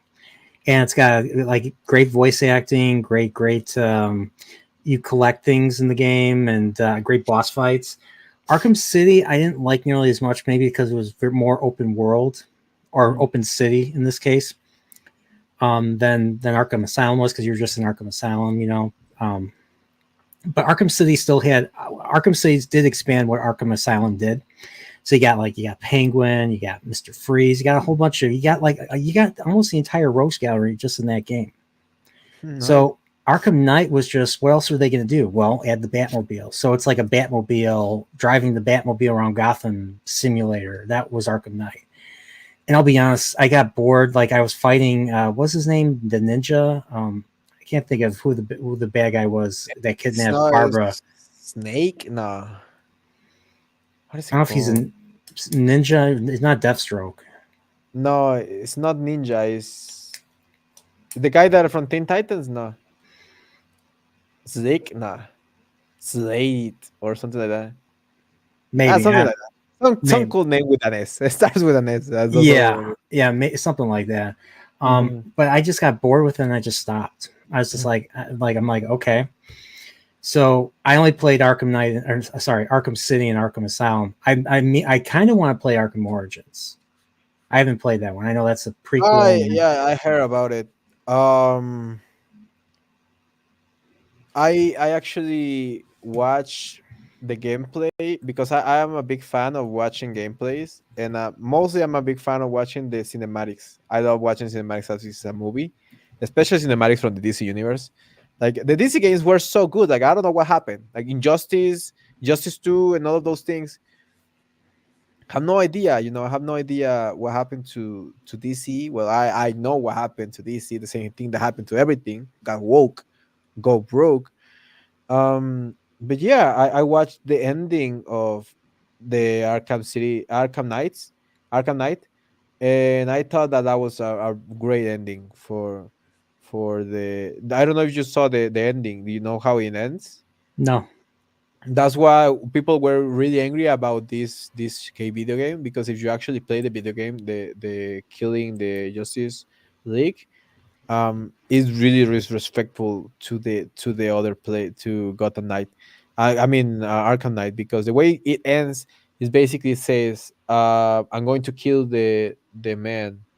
He says, I'm going to kill the man so the myth doesn't die. So everyone is now scared of the name because everyone think the myth is dead. So he burns down his own house, the Wayne Manor, and he also, well, fakes his own death, and tells Alfred that he can retire. Alfred goes to his family, and he is just alone. He tells Catwoman basically the same thing that happened on the final movie of the Dark Knight Rises. Hmm. Basically what happens there, but without the happy ending where he's with Catwoman. No, he says Catwoman, no, bro, like I cannot be with anyone. I literally had to die. He says, like, in order for the city to have someone, the symbol has to die, and it has to be the ghost. Yeah, yeah, I'm talking about the game. He said he said that it has to be a myth. It has to be a ghost now, the ghost of Batman. So the final scene of the video game is with the Wayne Manor, and now when there's like these bad guys, right? And they're like, they see a Batman figure, and they're like, "Oh, didn't you hear the news? Batman died." And it's not Batman, it's like this ghost, like this ghoulish creature, demon creature that comes out of the of out of the darkness, and just like rah, just like literally a demon Batman face, and it scares the bad guys, and that's how it ends. And Hmm. what people get really angry is because in the game you have to kill a version of that Batman, of that very same Batman that ended the universe with the demon Batman, when you are on trap. Like, I think they did something that with the Riddle, or not the Riddler. What's the other one that is not the Riddler? The Joker. no, the Scarecrow, right? Oh. They did the thing with the Scarecrow, and that's why they were watching. But no, it was not Scarecrow. It was literally the Demon Batman that was the end of the Arkhamverse, which was the perfect ending. And it's right before you kill Flash, because Flash saves you from Demon Batman. So it's so disrespectful. Like every death is disrespectful. All the missions. Yeah, see you, BGM. Thank you for joining. Once again. Definitely check out their channel, VGM. Definitely, they play video game music. Awesome. Nice, Definitely check them out. nice. I love video game music. Oh, Um, we'll talk about that. oh yeah, but yeah, I just hated that game. I watched entire just to have an argument, a real argument, a base opinion. But yeah, I hated that game, and I Jesus Christ, I don't know what you think about it. And you're talking the demon Batman that was in the Arkham Knight or the That's the ending of Gotham Arkham. Knights. No, Arkham Knight. That was an Arkham Knight. Yeah, that's the ending of Arkham Knight. Oh, okay. Like, look for it. Like, is IGN posted it recently to be able to, so because so you understand how much way worse it's the ending of Suicide Squad, because of that reason that Batman killed Batman in Arkham Knight. So there shouldn't even be a freaking Batman like that. But not only they brought Batman back, but they also brought Demon Batman as well. But yeah, is the final 5 minutes of the Arkham Knight or the Arkhamverse. I don't remember it's Arkham Knight or I don't think it's Arkham Origins. I don't think it's Arkham Origins to be Arkham honest. Knight has the Arkham Knight, and that's Jason Todd. Spoiler alert. Sorry. Okay. All right. Scarecrow and so Batman. So Joker is so Batman surrenders to Scarecrow, taken to a Yeah, room in Arkham Asylum. He unmasks Batman as Bruce Wayne on TV, injects him with the fear toxin, and then Batman and Joker battle for control inside Batman's mind. So that's not that's just that's not the Joker. That's just a version of Joker that his brain creates or something mhm, that he has to fight over. yeah, Okay. And then Batman triumphs and locks Joker away in his mind forever to be forgotten. The only fear of the Joker. And Todd saves Batman, subdues Scarecrow, and yeah, Gotham. Gordon reclaims the streets. Batman activates Nightfall Protocol to protect his loved ones. Batman returns home to Wayne Manor, greeted by Alfred. And then he prepares to attend Oracle and Robin's wedding. Elsewhere, two muggers attack a family in an alley but are confronted by a nightmarish figure resembling Batman. Okay, so that's what you're talking about, the yeah. demon That's what. Batman? Yeah, Okay. the Nightmare Batman. Yeah, yeah, Okay. yeah, yeah, And that continues into this Suicide Squad game. yeah, yeah. Supposedly, so I mean, not supposedly. Like they just brought it back because Batman. That was the end for Batman, right? Like that was the end for at least Bruce Wayne. um or the Bruce Wayne because Batman was already shown on TV by Scarecrow. So he was like, no, I have to kill Bruce Wayne and things like that. Yeah. And it's gonna be a different Batman. It's going to be a nightmare Batman, a legend. But yeah, yeah, that's what I mean. Like that's the ending. Yeah. And that's why it was so disrespectful when they brought it back because that was one of the base speeches from Kevin Conroy. um like literally it was such a beautiful speech when he's talking and showing everything he has to do to be able to protect the Gotham. Yeah, Harlem. Oh yeah. So apparently they announced Woody Woodpecker. So they're making a Woody Woodpecker movie, and now we're getting all these memes of. So explain the Woody Woodpecker in Brazil. Yes, what happened is that there was this person comparing, saying like, "There's no way Woody Woodpecker has the same clout or the same popularity than Bugs Bunny, than what other freak I don't Mickey remember. Mouse. Mickey Mouse, Bugs Bunny, and SpongeBob." Which is wild that they are comparing SpongeBob with Mickey Mouse and Bugs Bunny, which is like no way. SpongeBob is not that old. You could compare other shows with SpongeBob. But yeah, they were saying like, no, it's not that good, it's not that popular, and everyone was no way. And the image I showed you, yeah, and this guy just literally made a fan art of Woodpecker just summoning the entire population of Brazil to defend him because of what he said. Yeah, the person that deleted his post, like literally, the person that deleted the post made her account private because of what she said about Woodpecker. Because Oh every man. Brazilian in air was coming out and saying like, "You are crazy."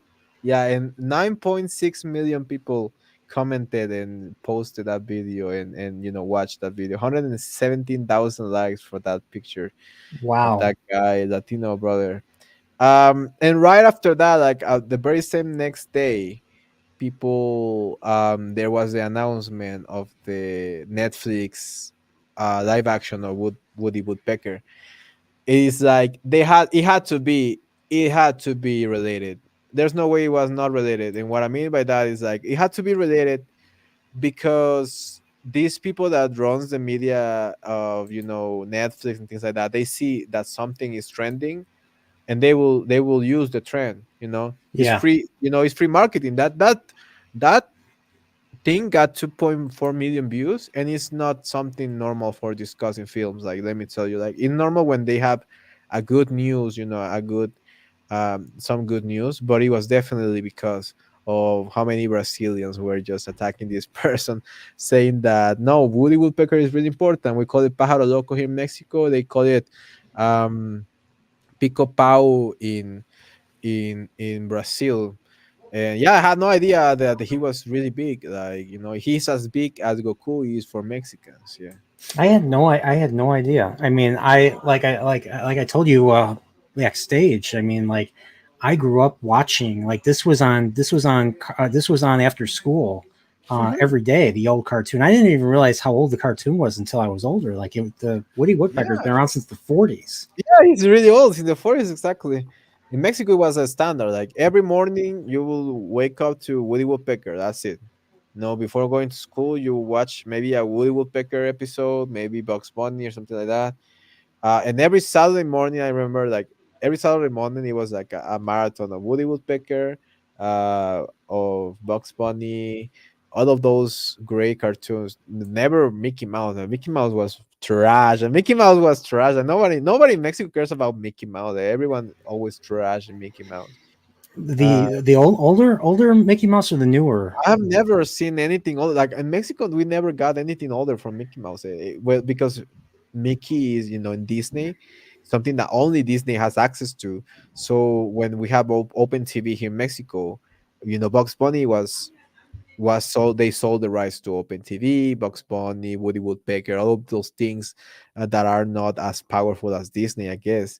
But Disney never sold their thing to to the Open TV. Like to this day, I think that is really hard for you to actually have or watch a movie from Disney in open TV. Free television in Mexico, which is like in the United States, I guess that Disney is just free channel. It's like the main or one of the free channels that you get in the United States. But in Mexico, no, like you get two free channels and it's open television, and you get one good movie every 5 years. You know, we never got. I mean, the original trilogy. We only got the prequels, for example. When it comes to Lord of the Rings, we only got the third one. We never got the first and second one. Like I never got to watch those. Wait, you never watched Lord of the Rings? No, I never watched Lord of the Rings. No, not at all. I mean, Dude, I'm again, jealous. I want to see it for the first time yeah, again exactly. myself. And that's the reason why I haven't, like, people ask me, are you stupid? Like, why haven't you watched them? It's because I won't want to watch them. I want to have the best first experience. So when I watch them, I want no, I don't, I want to have a Blu-ray version, and I want to be able to connect my surround system and things like that. I want to have a good experience, or watch it with someone that knows about it or cares about it, or watch it with someone that is a good company. Because and the reason why is because a year ago, no, almost a year ago now, I watched with my former girlfriend, my ex-girlfriend back then. I watched Alien for the first time and Predator, and it freaking sucked. I Predator. I mean, no, the movies were great, right? But the experience sucked because when we watched Predator, she was like, "Why these guys such such masculinity and things like that?" And I was like, "Bro, like literally, stop talking, You can't stop." tell her to stop talking. I told her stop talking. I want to watch Predator for the first time, and I have a great experience when I told her to shut the heck up and get out the room, and I watched it with my kids. Yeah, that's actually when I noticed that I needed to break the heck out with her, because we watched Alien, and I watched the entire Predator movies, and I was like, holy, I wish that I was alone. Um, but yeah, I hate that that was my first experience for Predator, man. Like imagine that Predator being such a come here, I'm here, kill me. You know what I mean? Yeah. This such an iconic movie, such a manly movie. Most importantly, for me having that experience just traumatized me, and I'm like, no, I have to, yeah, You ever see that? the Yeah. clasp, yeah, the clasp of manhood, yeah. I it was such a great movie, but the experience was so bad. You know what I mean? Yeah. So Yeah. I want to I watch it again. I understand. want to erase that memory. I want to watch it again with someone that actually worth it. that is gonna be fun, But I want to watch all of those movies, the original trilogy, I mean the sequels I already watched. The original trilogy, the trilogy of Lord of the Rings. You Um, want to know what else? You know what you should add to that list? The Mhm. the original 6 Star Trek movies. Yeah, that's why like I said, like I told you, you never got a Star Trek in Mexico at all. Like nobody in Mexico knows what Star Trek is. Nobody, like literally, there were parodies of Star Trek in Mexico, and nobody got like no, like there's a show that is like cartoon show that is makes like parodies, almost like Family, the Mexican Family Guy. Think about it like that. Which is called Huevos. It's called like that because all of the characters are transformed into eggs. Huevos is eggs in Spanish, which is also a euphemism for balls in Mexican Spanish. So that's the joke, instead of showing you some freaking hairy balls, they show you, eggs, literally eggs doing stuff that is funny. So what they do is parodies of movies and shows from American shows and American movies and things like that. I know take the response to my comment. Maybe what the heck? Okay. Yeah.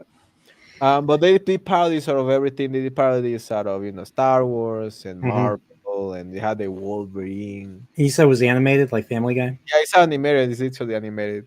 It's probably on YouTube. Like you can see Google Star Trek huevos. It's really that Star Trek huevos, and you're actually going to understand. Well, probably not because it's Spanish. Look for subtitles. So Star But Trek, Star Trek Huevos, like eggs. yeah, Huevos, HU. Spanish. Yeah, Huev as in Victor OS. Yeah, huevos. Exactly. I'm not Star. getting it. I'm getting lower decks. YouTube sucks. Yeah. I know I'm Um. streaming on it right now. Don't deny me. Let me just find it for you, and maybe it's because you have like the Mexican, another Mexican one. Yeah, I'm getting like Wrath of Khan. I'm getting like the J.J. Abrams stuff. Yeah, it's called Huevitos en el Espacio, which is little eggs in space or little balls in space. You want to share that? Yeah. I'm going to. Yeah. It's so funny. It's so good, bro. I used to watch it. My father was the one that showed it to me. I'm going to put it on the chat.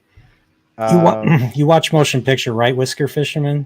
I'm asking. And there's only one way to watch it: director's version.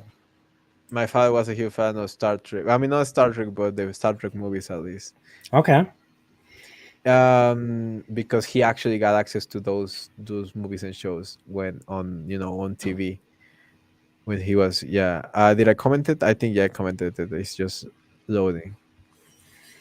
Yeah, but it's wild. It's wild. Oh, I'm going to send it to you through uh You can present your screen if you want Twitter to. as well. You can present it right here. You can press the. Okay. Okay, that'd be cool. Yeah, that'd be cool. In the meantime, want to thank Magical Logic for subscribing. I'm assuming Magical Logic is watching one of my other videos right now. So I think. Do you hear a transmission? I think I hear a transmission. Mexa, don't you hear something? I think you hear something, don't you? I think so. Yeah, say yes. Yes, I think so. Yes, All of right, course. here we go.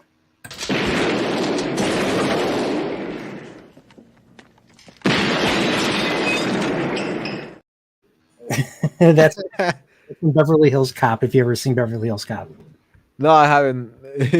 they're I haven't. they're making another Beverly. They're making another one on Netflix. Nice. Yeah, I'm Let me worried. share your I'm worried screen. Netflix is going to ruin that one too. Okay. Let me share your screen. It's gonna be Spanish, so it's called Huevitos en el Espacio. Oh my gosh, It's literally Star Trek, little X in space. And little eggs in space.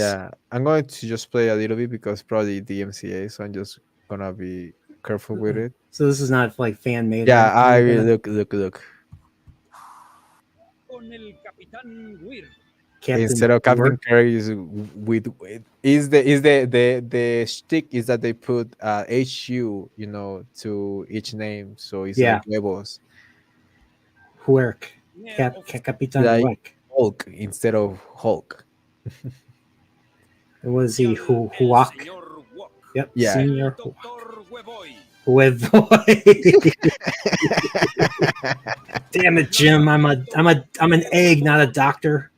Que huevota because because she's hot. Is Sergeant, the one that I say that is hot, Sergeant, the one from Next Generation. The Dr. Crusher. No, the girl, Sergeant Jar. Oh, Tasha Yar, Lieutenant Tasha, Yar. yeah. Que huevota.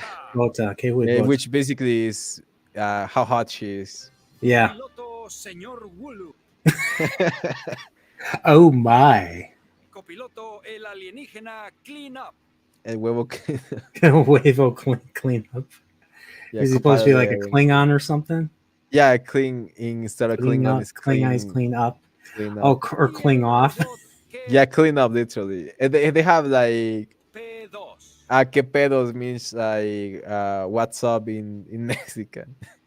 That looks like a roadkill Rodney from the Ninja Turtles game because it's got like the little unicycle wheel, the little one single wheel that it rides on. Yeah, and they are like in the egg Enterprise.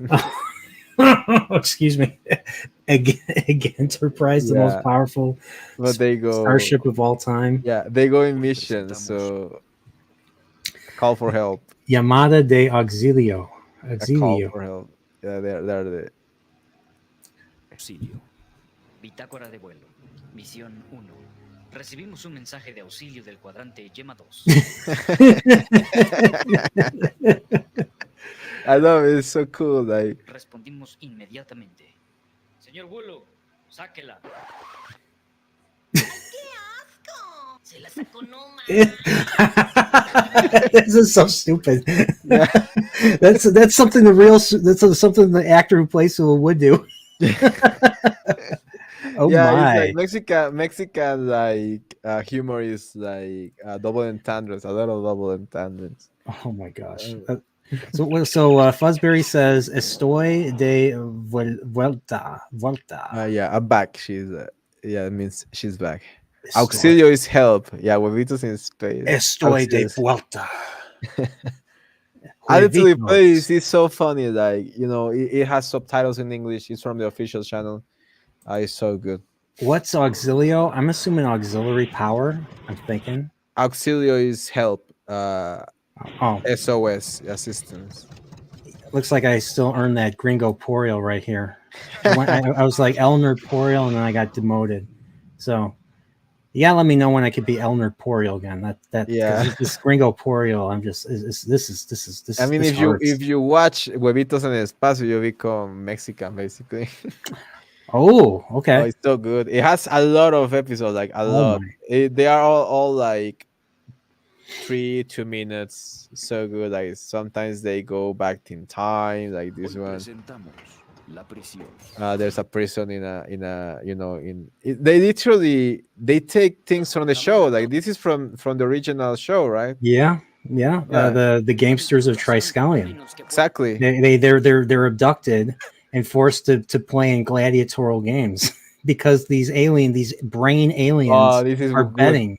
You're gonna love this. Look what he's gonna fight. There's a frying pan. Is that supposed to be a grater? Yeah, it's a grater. Those things that they use to grate boiled eggs. or to slice them. It's a slicer.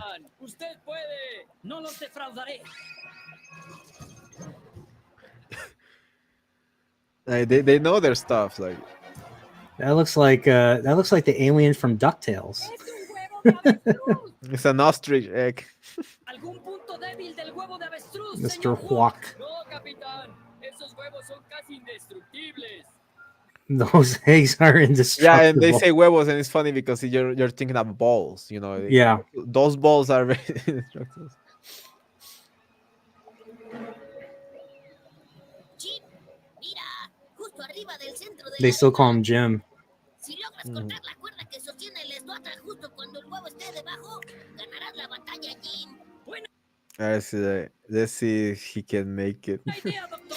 Así lo haré. ¡A pelear! I'm guessing those are supposed to be rock eggs or something. Oh no! Oh no! Oh no! No! They're dead. Oh, this is. Oh my god. Oh Yeah, wow. they are this kind of like This is bait like and happy. This switch. And without the blood. This is they like do. They happy kind of, tree yeah. They friends kind without the of do. blood. With Exactly. eggs. They kind Oh. of do that. They kind of do the Happy Tree Friends, but before, even before Happy Tree Friend, yeah, I love the huevos. They do a lot of, and I never got it until I watched Star Trek with you, and I was like, dude, like this is just like the thing from the huevo cartoon, and I was like, oh, they are making a parody of Star Trek. I didn't even notice it.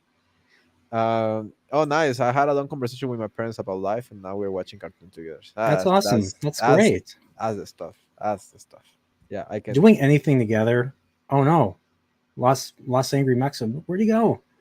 Oh no. Looks like I'm gonna have to. Looks like I'm gonna have to vamp for now. So, um, let me. I'm gonna message him. See what's going on with him. Oh, where'd he go? So yeah, sorry about that, everybody. So let's see. There he is. I was like, oh no, I gotta. I have to. I'm gonna have to carry the rest of the stream myself. I was clicking on stop or stop sharing, but I click on Leap Studio. It was right next to the I've button. done that. I've done that too. Yeah. When do you ever use? Have you ever used StreamYard before?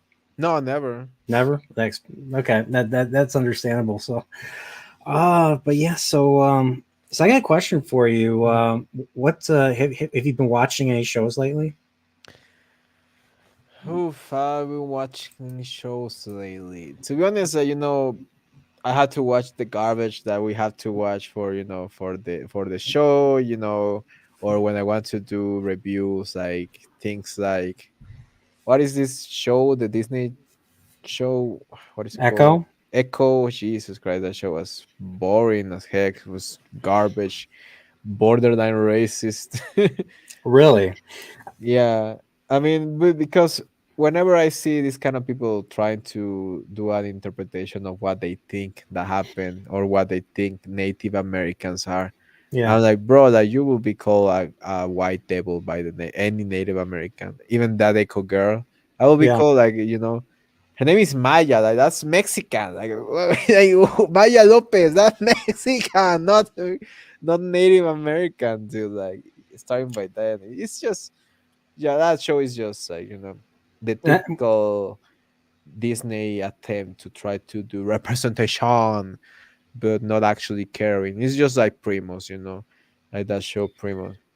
No, I watched your most viewed video on your channel is about Primos. What exactly is that, like an animated show that another Disney animated show about? Yeah, exactly. It's a Disney Channel. If you didn't even know that Disney Channel was still around, yeah, it's a Disney Channel show, animated show for kids about a Mexican American family. What happened is that they released the theme song of the show. They didn't release a trailer, nothing, just the theme song.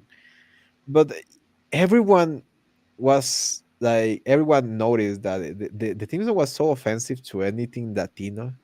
Literally every single aspect of the show. You probably watched the video already, so to not waste time there explaining what is wrong with the actual show. But there were things that nobody would do to any other person that of any other race. Nobody will just go ahead and have a show about Black Americans and call a kid a little chicken or something like that.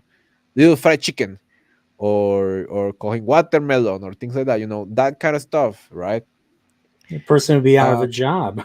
yeah, that person will be specifically out of a freaking job. Yeah. I mean, like, I don't know if you heard about, like, a few years ago, they restarted the Roseanne show, and then Roseanne made a comment about someone looking like from Planet of the Apes.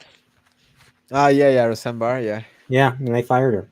They Yeah, they fired her. fired her, they canceled her. Now but that's better because now she's a base, base goddess. But yeah, that kind of things will not be They wouldn't never like fly. any other culture, or call a kid spaghetti, or spaghettito. It's like, what are you talking about? What, and they excuse themselves saying like, no, it's based in my life. But when you actually check the life of these people, it's like, no, they live with they had mates, the girl that created the show had mates, probably had a Mexican mate. Hmm. She's half Mexican only, not even half Mexican, she just has Mexican relatives. Her name is Natasha Klein, by Christ's sake, like, Natasha Klein doesn't sound that much Mexican at all. Did this come out like last year or this year? Yeah, 6 months ago on July, basically when I did the video, the thing had come out that very same weekend. I remember watching it at work, and I watched it without sound, and even without sound, I knew exactly what is going to like what was going to be. And then I watched it entirely, and I saw the reaction of everyone, and I was like, yeah, it's completely justified. There's no way. I cannot believe it. Like I couldn't believe it. That's the most racist thing that I've seen in my life. So why is it called Primos? Is it about cousins? Yeah, it's about because this girl apparently during growing up, something Mexican is that a lot of us have a lot of primos, a lot of cousins, a lot of cousins, because the families here are bigger. So usually the stick of the show is that the primos are moving in with her for the summer, which is something that's normal. Also, your family relatives will just maybe visit you in America if you're a gringo, for the summer, stay with you. Hmm. And that's it. That's the premise. But the problem with the show is the names that they gave the primo, the fact that is everything is sepia color, the Mexican filter from Breaking Bad, and it's like, dude, that was fine on the 2000s, but nowadays it's like that's no fly, that doesn't fly anymore. Hmm. Even the guy Vince Gilligan has said, I think he came out and spoke against the whole thing about the Mexican sepia filter. He said like, I use the sepia filter to say that it's the past, not really Mexico. He used it for the past. When he did backflash, no, flashbacks, Yeah. flashbacks. But yeah, and that's not racist, but the sum of all, that using the filter is not racist, but when you are doing a parody, obviously it's different than when you're doing a kids show. When you're doing a kids show is way more impactful. And the issue that I had with that is the same issue that I had with every other thing that was shown to me from African Americans, Black Americans, Mexico. When you come to Mexico as a black man, you will be treated as an animal. You will be treated as an animal at the zoo. Why? Because of the horrible, horrible image that the media, American media, has shown Mexico. We still had access to the 90s media, so every black man was a gangster. In Mexico, every black man is considered as a gangster, and that's something that a lot of people will have to face, and that's because of the really bad perception of the media that was shown to us growing up as kids. As kids, you will watch the show, and obviously the bad guy was the black guy, and but it was obvious, always a gangster, always like Joe, and the cab, and the drugs and things like that. And it's like that's the perception that most people have about Mexico. No wonder why the perception that Americans have about Mexicans is like that, right? Because the perception that you have, well, not you specifically, but Americans have about Mexicans is really really limited. Is the taco, burrito, the ay ay, and things like that. And a lot of people say, it's a joke. It doesn't seem like, no. A lot of people do see us like that. A lot of people still say like things like taco, burrito, and things like that to me. Or a lot of people will say, "Oh, you must love tacos," and things like that. And yeah, obviously I love tacos. Who doesn't love tacos? But the perception of America, of Mexico, is really limited. It's just what you Yeah. saw on the TV, with Speedy Gonzalez and things like that. And that's basically it, right? The very same thing happens all the way around. So that's what worries me. The children of the future, they have the chance to actually learn about Mexican things, and there are good Mexican shows like Mucha Lucha and these animated shows that were in Cartoon Network that were they had a lot of Mexican people working on them, so they have Mexican influence on at least. So they taught a little bit, luchadores, the fighting, the fighting, the lucha libre and things like that. Hmm. Nacho Libre, even Nacho Libre is Yeah. like you. I watch Nacho Libre and I laugh. Nacho Libre is huge in Mexico. Nacho Libre is loved by Mexicans, obviously, Yeah. and things like that. It's a great movie. It's a great movie. Movie not only because he had a great dub, by the way. Latinos dub the good dubbing. Um, but yeah, I that's the perception. That's why I think is racist. That's why I think is going to create this perception of Mexicans that is just wrong. Like Yeah. we're just Okay. normal people. And we are not what they're trying to portray in that show. Mhm. Feel kind of bad now. My thumbnail, I put sombrero. I put a sombrero on my Nerdporeal No, guy. I that's put a that's sombrero that's on you. And yeah, you're but it's you're different because you are not trying to teach people and say this is Mexican, right? Like you're not trying to. That's the problem with Primos. Is like they're trying to come out and say this is a culture, and they are trying to teach because it's a children's show. Obviously, yeah. they're going to obviously try to teach the so-called American culture, right? Hmm. A Mexican culture.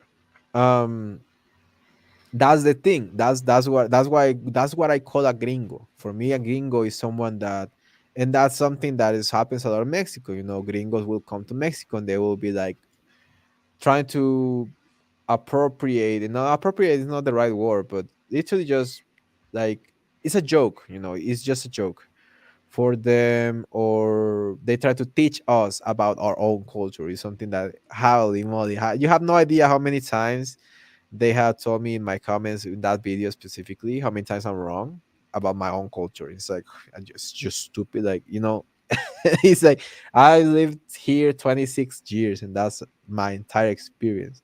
I don't think anyone has more experience about Mexico than someone that actually lived his entire life in Mexico. And people would try to teach me about my own language, but it's just literally just gringo. That's literally the only word that I can describe it as gringo. Hmm. Americans are the ones that do it mostly, but a lot of people around the world also do it, but mostly Americans. I don't know what people from America, they feel that they are so high and also all high and mighty, they can just come and teach you about your own culture. It's so funny. It's like. And that's why you feel strongly about the way Disney handled that. Disney's in this case is the gringo. Yeah, I mean, I feel strongly about everything that Disney does because I used to love Disney. I'm a Disney child. I grew up with Disney. I absolutely love everything I that Disney mean, did until the there's 2010s. yeah, their stuff has been timeless. Like me, when I grew, I mean, I was born in the '80s. I grew up in the '90s, and so I remember Aladdin came out. I remember Lion King. Lion King was big deal. Lion King was. I saw Lion King. Lion King was great. I had the VHS for Lion King. I remember having the VHS for Lion King 1 and Lion King 2, even Lion King. I even had Lion King 3 on VHS. That how old school I am. Old school Disney enjoyer I am. I had every other thing that the 2000 movie, no 99 that the Disney Fantasy is called something like that, Fantasia. Um, so good. I fell in love with Disney from a young age. My mom is the only thing that my mom will let me watch. So I literally, High School Musical, all those things. Like I'm a big fan of every Disney Channel show, every Disney Channel movie. I watch them all. I know most of them, even those movies that never saw the light of day. other than Disney Channel, obviously. The did you I'm so critical, and most importantly because I was a lefty before. I was such a lefty when when I was a kid because what I live, it was hard. I gone through a lot of difficult stuff in my life. I keep going through difficult stuff in my life, but that's only making me stronger, I guess. What doesn't kill you make you stronger. You know what they say. But yeah, that's why I can smell BS when a mile away. I can smell racism a mile away. I can see the entire reasoning for the all the things that they are doing, and it's just disgusting for me because I know how someone that is deeply racist acts because I've seen it, myself. And it's the most racist people will be the one that is claiming to be your friend, the one that is claiming to be nice to you, um, because of the color of your skin, but they don't see you for who you are. They don't see you for what you can bring to the table. They just see you as a race. They just see you as a color. um, what do you mean the rating system work in Mexico? um, TV ratings TV or rating is the same as American. We have PG-13, which we use letters, which is weird. We use from A to C to D. So A is is PG. Um, what about like TV ratings, like as in like B-13. how well a show performs? Maybe that's what he's talking Oh, about. that's what he means. I don't Yeah, know. yeah. I mean, the other thing is like we have A, we have B13, which is PG-13. Then we have C, which is mature, and then we have D, which is things that you cannot show on movies on the cinema. Yeah, yeah, hardcore stuff. The rating system. Do you mean So like? like kind of like in the United States they call it the Nielsen ratings, where Mm, how like how many people are watching a particular show at a particular yeah, time. we don't have that. Yeah, we don't have that. No, people always lie about the ratings in Mexico, because they need to. It's the same thing that CNN lies about the ratings. Oh, we had the best rating in 2 years. Yeah, We investigated our own claims of ratings, and we found out that we're not only innocent, but we're doing really good. Nerdporeal ratings are at the top. Why? Because I say so. exactly. That's the very same thing that happens in Mexico. The people that control the media are the same people that pull out the things. Ah, yeah, the PG and RP. Yeah, yeah, yeah. Yeah, so Okay, it's so like I was wrong. I take responsibility. we use the same thing, and it's just with letters. It's just A for PG, B for teen, PG-13. We use B13. No, B15, B15. We use it for teenagers that are it's not PG-13 because you guys are weird. Like you guys can watch a lot of stuff when you're PG-13, and it's like, "Ah, that's not PG-13." And for us it's like you have to be 15 to be able to watch it. It's the same rating. And then is C, for mature. The problem is that we get a lot of C. Like we get a lot of C rating, and that's on a problem because if you don't have your ID, or if you don't look like you're 18 or older, they just don't let you go. Unless you go with your dad. My dad was crazy, and he will take me to all of these R-rated movies. But I was like 15, I was not a kid, you know and he will only take me to horror movies or things like that. He will not take me to like nasty things. What was your first R-rated movie? I remember fondly Jennifer's Body. I don't even know if that's R-rated, by the way. I think that's PG-13, but I thought it What's it was called again? R-rated. Jennifer's Body. I don't think I've Jennifer's seen Body. this. You don't know Jennifer's Body? It's Megan Jennifer's Fox. 2009. It's Megan Fox and Amanda Seyfried. They share a spicy, caliente lesbian kiss. It's so good. It's yeah, you're right. It is R-rated. I've Yeah, not it's seen this already, one. yeah. Because my dad was obsessed with Megan Fox, and he saw Megan Fox in a horror movie. Well, that had to be good, right? He was Yeah. not expecting. and the movie was not that bad. Like when I saw the trailer, I was like, "Holy, this is going to be really, spicy. Muy caliente." But no, at the end of the day, there's like there's no nudity. There's it's basically PG-13. The only thing that is R-rated is because of the words and the violence, and that's it. Other than that, it's PG-13 basically. Okay, I'll have to add this to my list. I haven't seen this, so yeah, my It's good. I like it. Like, thinking about it, it's good. Like the concept is really, really good. Like the concept is demonic. It's things of that sort, It's a good horror movie. But it's not even horror, it's like it's a good slasher. Let's just say this is a good slasher. the film follows a demonically possessed, following a sacrifice, high school student who kills her male classmates and devours their flesh in order to survive, with her childhood friends striving to end her killing spree. Okay. Okay. All right. Definitely have to check that out then. Uh, Yeah, there were no that much trailers back then, brother. Like, let me tell you, there I were not many probably did. ways. I probably did not. I don't recall this. Maybe I've seen it. I But don't it recall was a this. long time ago, so I mean, this is two. there This was is not that much YouTube to be watching trailers. So yeah. This was yeah. yeah. So this was 2009. So I was graduating college at the time. So I Oh, don't I know. was exactly 15 in 2009, Lemao. No, You were 15 in 2009. no, wait. Yeah, I was exactly 15 in 2009. Yeah. Oh, so you're approaching the big 3-0 pretty soon. Yeah, Oh yeah, my in gosh. like 3 years. Yeah.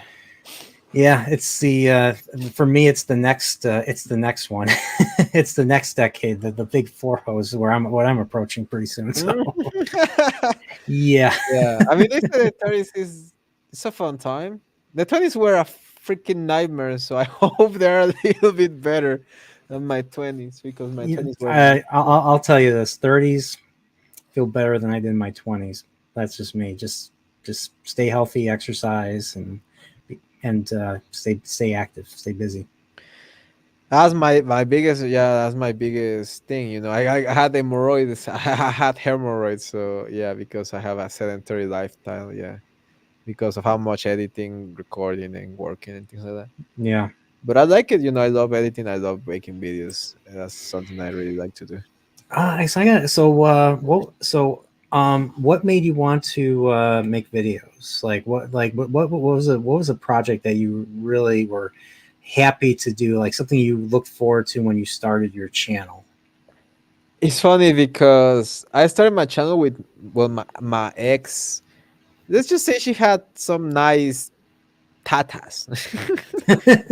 So I thought, hey, I have a good equipment. I had all of these things before because I'm a musician. So I was trying to do, music. But the music in Mexico is like, it's literally it's impossible to do. So Before we hold that thought really quickly, did I get promoted to Nerdporeal again, or am I still stuck in Gringo? no, yeah, you're not Nerdporeal, bro. You're Nerdporeal. You watch, if you watch the entire thing with the huevos in space, Okay. yeah, watch the entire thing. That's enough Mexican for you. Yeah, you become the Mexporeal. Angry Mexa. I this is all the English I know up to now. Okay. Okay. I saw that on Family Guy. I'm like, I have to include this. So I love it, man. Every Family Guy thing that they do about Mexicans, even the consola things is like, I don't like that much because it's not even funny sometimes. But other than that, every joke that they do with Mexicans is just hilarious. I love it. yeah. Yeah, because it's parody. When you're doing parody, when you're doing jokes, it's you can do whatever you want. It's just in order to make people laugh, you can go as far as you can. Obviously, there are things that you cannot say because it could hurt someone's feeling. But other than that, you shouldn't be censored for saying what you want when you're joking. When you're not joking and trying to teach people, now that's different. That's when you get to Kanye West levels of crazy, right? Yeah. But by the way, I forgot to congratulate you. You're already over 9K. You're already over 9K Yeah, subscribers. in the other video, the song got 300,000 now. Which video? Oye, gringos, the song. Oye Gringo? Well, this Yeah, Oye, gringos. from 11 days ago. Oh, okay. No, no, no. The one for 6 months ago. Is my second biggest video. It's a long time ago. Oh, the um Yeah, just Google YouTube. Oye, Oye gringo. Gringo parody of Disney's Primos theme. Yeah, 300K. He says now he 300K. Yeah, 300K. Nice. Yeah, he just made 300 like literally just 1 hour ago or right now. I'm jealous. I've my largest video is only is trying is approaching 70,000 views. So I mean that's good. Look, congrats, man. yeah, thank you. Like also is it was mostly work from technically Mexican, which is he was we were like grinding that week. I like his stuff too. Like I've listened to some of his. I I like really his music too. I like his music too. It's so funny. I love it. Yeah, I mean he was perfect to do it. Like he did a perfect job with that song. I listened to your San Francisco song. Mm, Your Tony Alice, Bennett Maika. cover of San Francisco with I'd play it if it wouldn't get flagged. I'm assuming it would get flagged. Probably, yeah, it did get he got claim, yeah, he got claim. But like I like how you sang about I like how you sang about San Francisco, and you see people like your homeless people, drug addicts fighting and stuff. It's just it's such a sad state of affairs. I mean, It just is. looking at that, like you can't even walk in San Francisco. There's people everywhere, and there's poop. The feces, Yeah. remember that app where it shows how many feces Yes. reaches on How did they do that? That's ridiculous. Like like in San Francisco, that's where all the that's where all the poop is. And I was just thinking, like going back to Blue Beetle, like I didn't get to the part where what's his name? What was his name? George Lopez calls Oh my god. Batman a fascist or something. Oh, that guy is like George Lopez is a freaking joke. Like I had never seen someone to be so popular but without deserving any praise at all. Like I've never seen something funny from him. Maybe his Mexican stuff, but again, when you back then it was like so original, and nowadays it's like okay, now we get that a lot of people do it, and it's like Yeah, his show took over the TGIF time slot back in the '90s. So TGIF was Channel 7. Excuse me, was ABC's Friday night thing. They had shows like Family Matters, shows like Step by Step. I know it's a little before your time. And then there was Jim Henson's Dinosaurs. And I used to me growing up, I used to every Friday I'd watch that prime time slot on Fridays every week.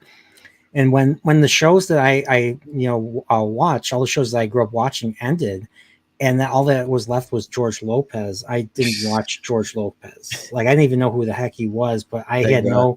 there was no connection. I had no connection to George Lopez like I did with, Steve Urkel and Carl Winslow from Family Matters. And I don't know if you know who the actor that plays Carl Winslow, Yeah. but he was in Die Hard. He was the cop. He was I know. I think I heard about Family Matters. Yeah. Yeah. But that so when all that ended, and plus they moved from ABC to CBS. And so after that was just like, okay, this is kind of gone for me. And plus I was getting older anyway. So I wasn't home on Friday nights as much, in junior high. So, but yeah, like the George Lopez show. Yeah. But like the whole fascist thing, I don't know if you're familiar with Clint Eastwood movies, but he did a movie called Dirty Harry back in the 70s. And I might have made a video retrospective on that. But the critics called Dirty Harry a fascist because he's like, he's shoot first, ask questions later. Exactly. And he's a in the movie, he's a San Francisco detective, homicide detective. He's just like, and they make fun of this in The Naked Gun, but he's just like, the mayor goes up to Clint Eastwood, is like, Callahan, I don't want any trouble like he did in the Fillmore district. He's like, well, when a man intends to commit rape, I shoot the bastard. That's my policy. And that's what he says to the he says that to the mayor, and the mayor's like, intent, how did you discover that? Well, when a man is running after a naked woman with a butcher knife and a heart on, he isn't out collecting for the Red Cross. And then he walks out of the room, and the mayor's like, he's got a point there. Yeah, so like it's just like, and then the movie is all about like, is he the bad guy? Like, is Dirty Harry the bad guy compared to the killer that he's pursuing? He's not, but there are times where the killer is afraid of him because he's hunting the killer.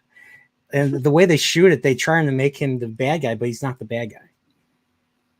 And he ends up butting heads with the DA of San Francisco, and this is years before a certain billionaire was buying DAs left and right. And I don't want to turn this into a political thing, but it just made me think of that movie. It just made me think like Batman's a fascist. Why? Because he's a vigilante and all that. No, and the reason is so. Did you watch that part of the movie? No, I didn't get that far. Oh my god! Thank God, because I think, as I know, he compares himself to Batman, even though he's Iron Man. He's freaking Iron Man. Blue Beetle's Iron Man. It's way worse. What happened is way worse. Okay, what happened is that they go to the mansion. The mansion is from the original Blue Beetle guy, which was the father of that hot Brazilian lady. That was the co-protagonist. You know, the girlfriend from Blue Beetle. Yeah.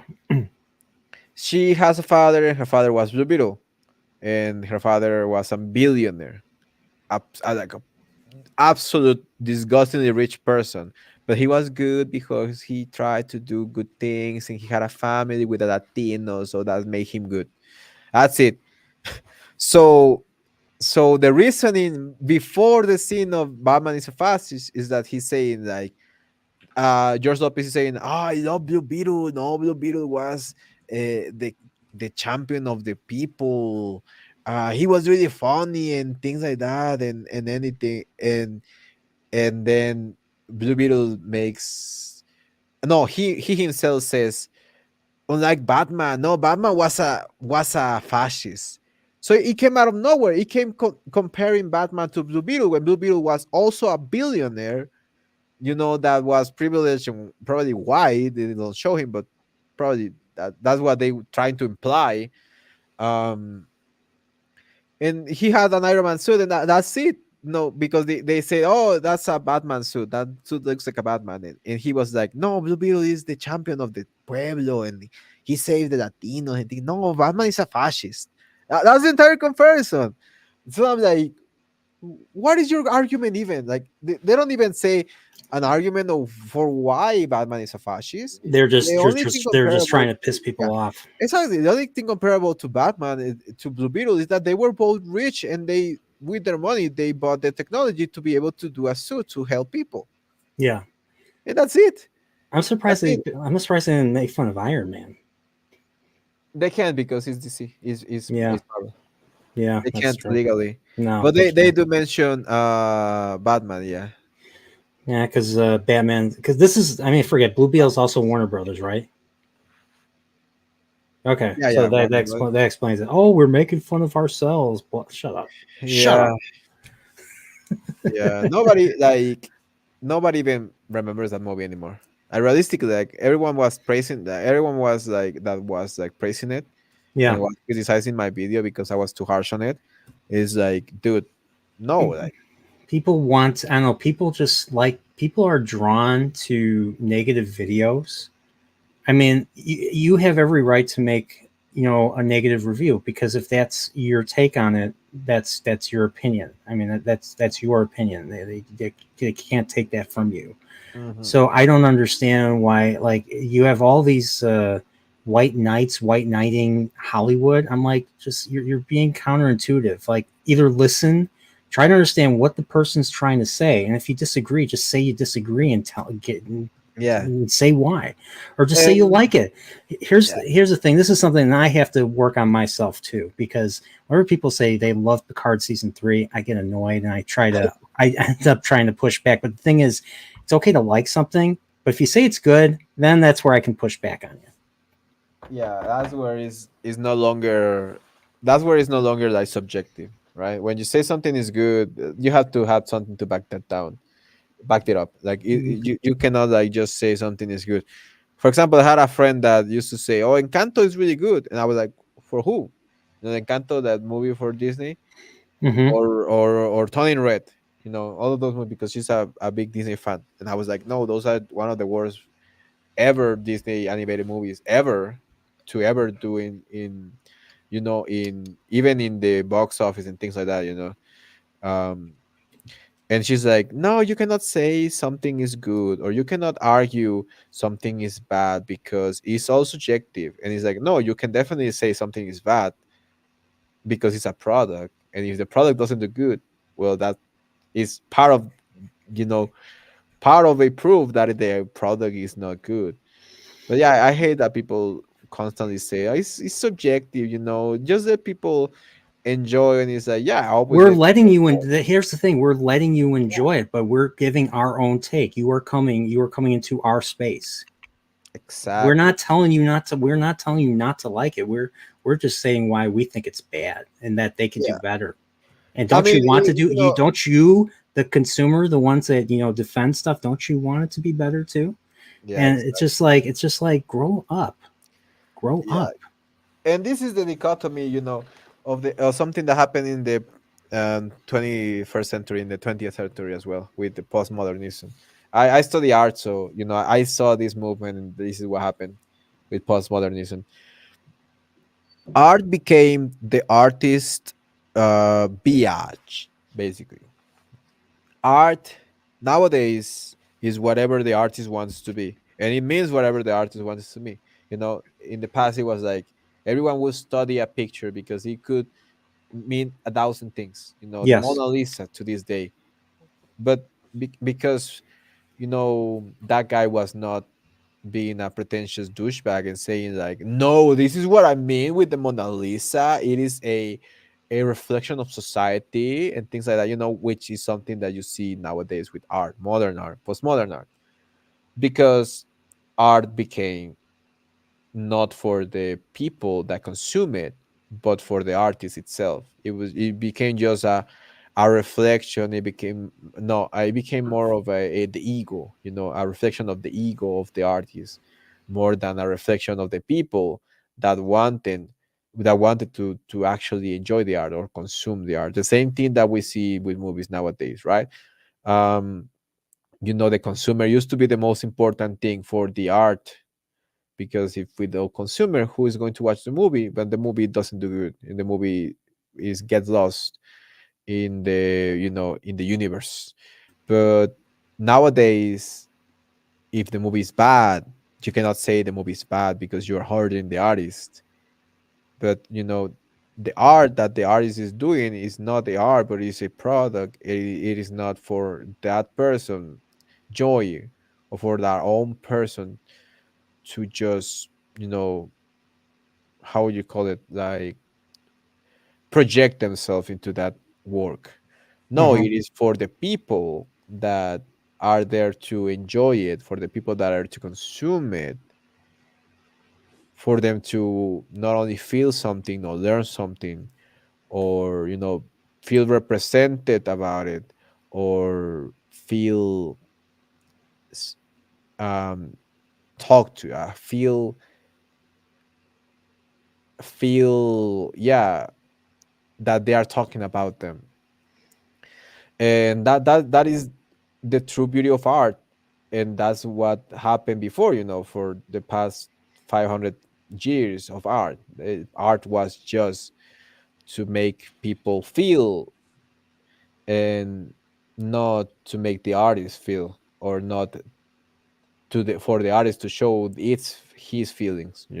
Yeah, because your feelings. I mean, yeah. I mean, it's a more art was more of a selfless, thing. You're observing.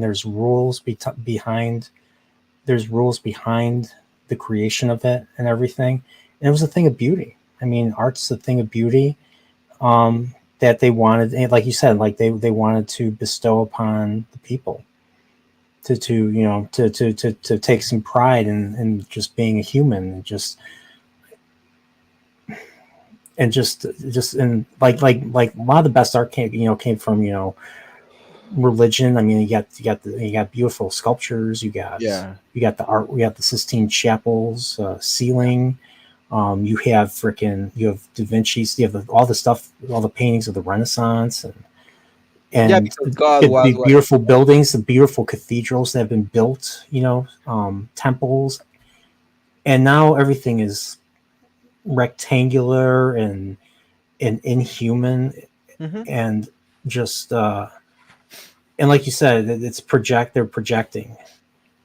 The artist now projects their own stuff into everything, and who knows where the heck that stuff that stuff that they have, probably don't even have anything. It's a void. Yeah, who cares? Yeah, Like the other people, that the guy that was complaining about comic books, remember? yeah. That's saying like, who wants to read about you? Like, everyone wants to read about Batman or Superman. Who wants to read about your problems, right? And there's a smarter way, and there's a better way to be able to share your problems with people, right? To share your feelings, and that's why a lot of great musicians during um, humanity have been able to do that. Especially during the 20th century, there was also great music. Like the 20th century was the revolution of music. If it wasn't for it, we wouldn't have the music that we have today. For better or worse, we have awful, disgusting things, and we also have beautiful, amazing things. But it was because of the evolution of music during the 60s. But art, in the other way around, it evolved so much that it just destroyed itself.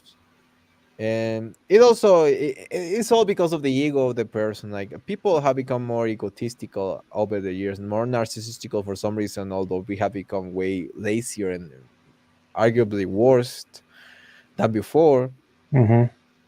But yeah, like, music, and this is the thing I heard about classical music, academic music, which is something I studied, something that I know a lot about. It's not the music that is I don't like; it's the people. I love the classical music. Is literally work of God, the work of the heavens. But the issue is the people behind the music industries, and specifically classical music. They are so out of this world. They are so out of touch with reality. They are egotistical. They are envious. They are, You said classical music, yeah, like classical music. current classical music, Yeah, like classical music. No, like, classical musicians are the guys that will literally learn the music from people that were alive 300 years ago, and will claim that they are really good performers and things like that. Classical musicians is another breed. They don't even do classical music anymore. Like, they don't even try to do new classical music. There are people that do, obviously, mostly people that do soundtracks for movies. so But like your Jerry Goldsmiths, your John Williams, your James Horners, and all that. even classical musicians will consider those mainstream. You know, Yeah, that's true. like academic music. The problem with that is that, when I mean, like, the people that will just say, I only listen to Chopin and Beethoven and Liszt and all these guys. Yeah, I've heard about people Yeah. like that. Obviously, more bigger names. They wouldn't say Beethoven because it's like too mainstream for them. But this kind of elitist snob kind of guys that I studied classical music, so I was surrounded by this kind of people that will tell you, "Oh, do you know Stravinsky? Oh, you don't know who Stravinsky is?" Things like that, and they will laugh at you if you didn't know who Stravinsky is. Yeah, Rite of Spring. If you ever watched the Fantasia, that's the whole. They use Rite of Spring as the creation of the earth, the destruction of the dinosaurs, and that. Yeah, I remember. I love. That's a weird one, but it's a good one. Igor Stravinsky's Rite of Spring Yeah, is I had a pretty class interesting. about that specific movie actually because of that song. That's my favorite movie. That's my favorite Yeah, not my favorite. It's my favorite Disney movie. it is the OG best. Fantasia. I was alive. I was 5. They were playing that movie in the theaters for the 50th anniversary, and I Yeah, was lucky enough to see that in the theater. I watched the other one, the Fantasia 2000. That's the Yeah. one that I grew up with. I still Uh, haven't I still have not finished that one. I like it, but it's not as good as the original one. The original one, I was like, when I saw it in the class, even my teacher was like freaking dancing around and showing us the tempo, because the thing with Stravinsky is that his music is so complex, that is so like, the tempo is so weird, and she had to explain us with the music, and she taught us that song, or not that song, but that piece of music with that movie, because what they do it in Disney is perfectly synchronized to every beat, and that Yes. is really hard to do, like, because it's like holy, so irregular. This guy was so obsessed with making irregular sound. When you actually listen to his, when you analyze his music, the Right Spring is like not even his biggest. The Firebird is, in my opinion, like the weirdest and one of the best. Petrushka is also really good. Petrushka is my favorite, and that's also a movie, and that's also a ballet. Those are ballets. So the Rise of Spring, Petrushka, and all of those are ballet, and he was Those are all really very, Stravinsky, yeah. But this, Petrushka, and yeah, what was the other one? Firebird. Firebird, yeah. Firebird. We have a funny meme when we were drinking when I was studying classical music, because we would used to say, "Do you know the Firebird? Do you know Pájaro de Fuego? You know Firebird? You don't know nothing about music," and we will just throw around music shit. Yeah, shit music. It was fun. I love studying music. It was just the most useless thing that I learned in my life, I think. Nah, I I I I am a good musician. I'm a better composer, but I'm a composer of weird things, and that's my problem, because I got too much into classical music and postmodernism and things like that. So I'm really good at that. That's why I understand this kind of art. Like, I don't understand why the postmodernists and why people do these things to destroy what we love. Why people try to destroy the franchises that we love. Why people try to project themselves on heroes that we once adored.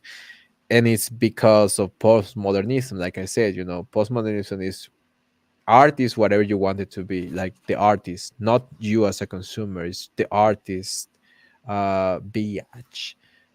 So yeah, that's basically what happens.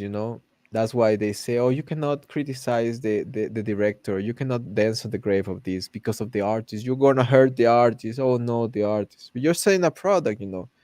Artists Yeah. do matter, but when you're selling a product, you have to understand that a product is something you have to sell to people, and if people doesn't buy it or say that it's not good, then your product is not good at the end of Yeah. the day.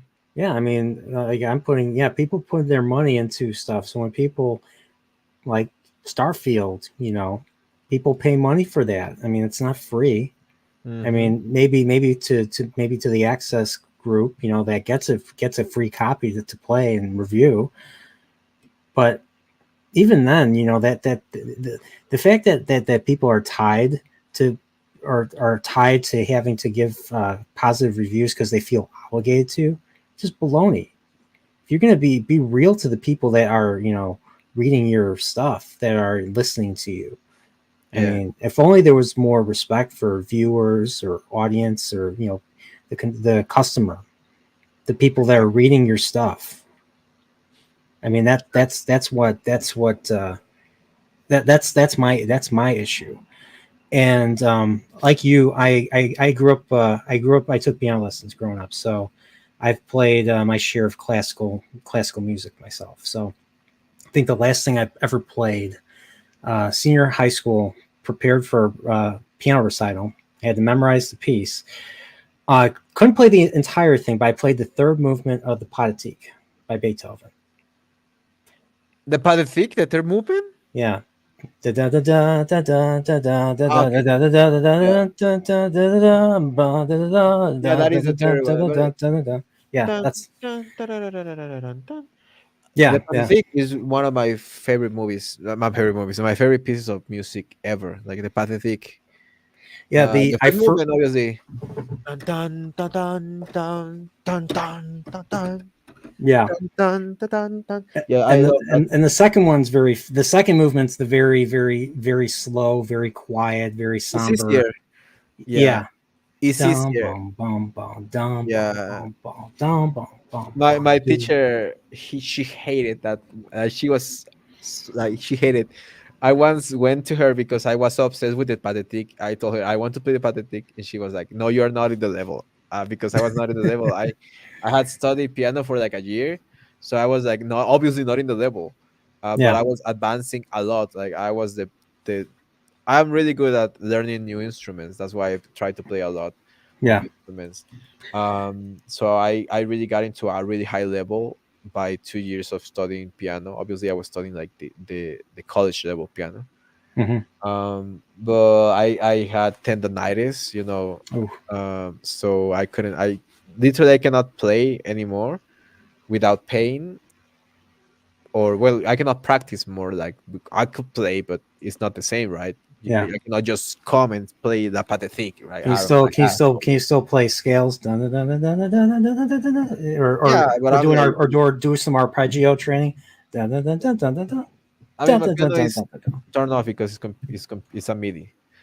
Um, yeah, but yeah, I can. I hate doing scales. I hate doing all this stuff because I already did it. I already learned. I had to learn it with the training. The classical training. Mhm. But we when after that, I just wanted to do my own thing. So what I do is, when I want to play the piano, is I just compose. Like I just close my eyes and I play whatever, and just comes out of my heart. And yeah, I sometimes it's good, sometimes I record it. Most of the times I just forget about the tunes. But yeah, I used to record a lot of those things. But yeah, I don't know. I don't like. What's your favorite genre of music? What do you like enjoy? What do you enjoy the most? Like, what do you like to listen to? What do you like to play? I used to like adore jazz. I adore with fond of jazz. But the problem with jazz is just a lonely world. Jazz is such a lonely world. Nobody wants to listen to jazz. Nobody wants to listen. I don't know. Nobody wants to enjoy jazz or dance to jazz or You chill know, with jazz. genre. You know what genre got me into jazz and class? Or not genre. Sorry. You know what property got me into jazz and classical? Family Guy. Charlie Brown. Charlie Brown. You've heard the Peanuts theme, right? Linus and Lucy. That's Vince Guaraldi jazz. It's ragtag. Yeah, it's ragtime. Is that Yeah, what it is? Ragtime. it's ragtime. Is the genre ragtime? Perhaps. Perhaps. When I think ragtime, I think of the Entertainer.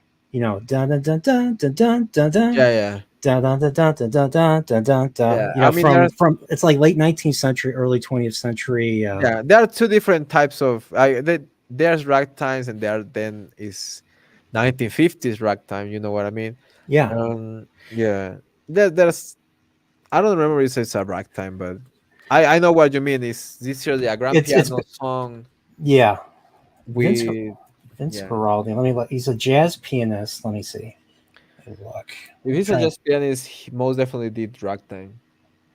West Coast jazz, smooth jazz, land jazz, bossa nova. No, never mind. Then West Coast jazz is literally 20 years after ragtime. So Hmm. probably, yeah, when the smooth jazz is in the 50s after bebop. Yeah, I know a lot of. I love jazz. I had a class about jazz too, and I absolutely adored it. I hated that it was just one semester. I want more.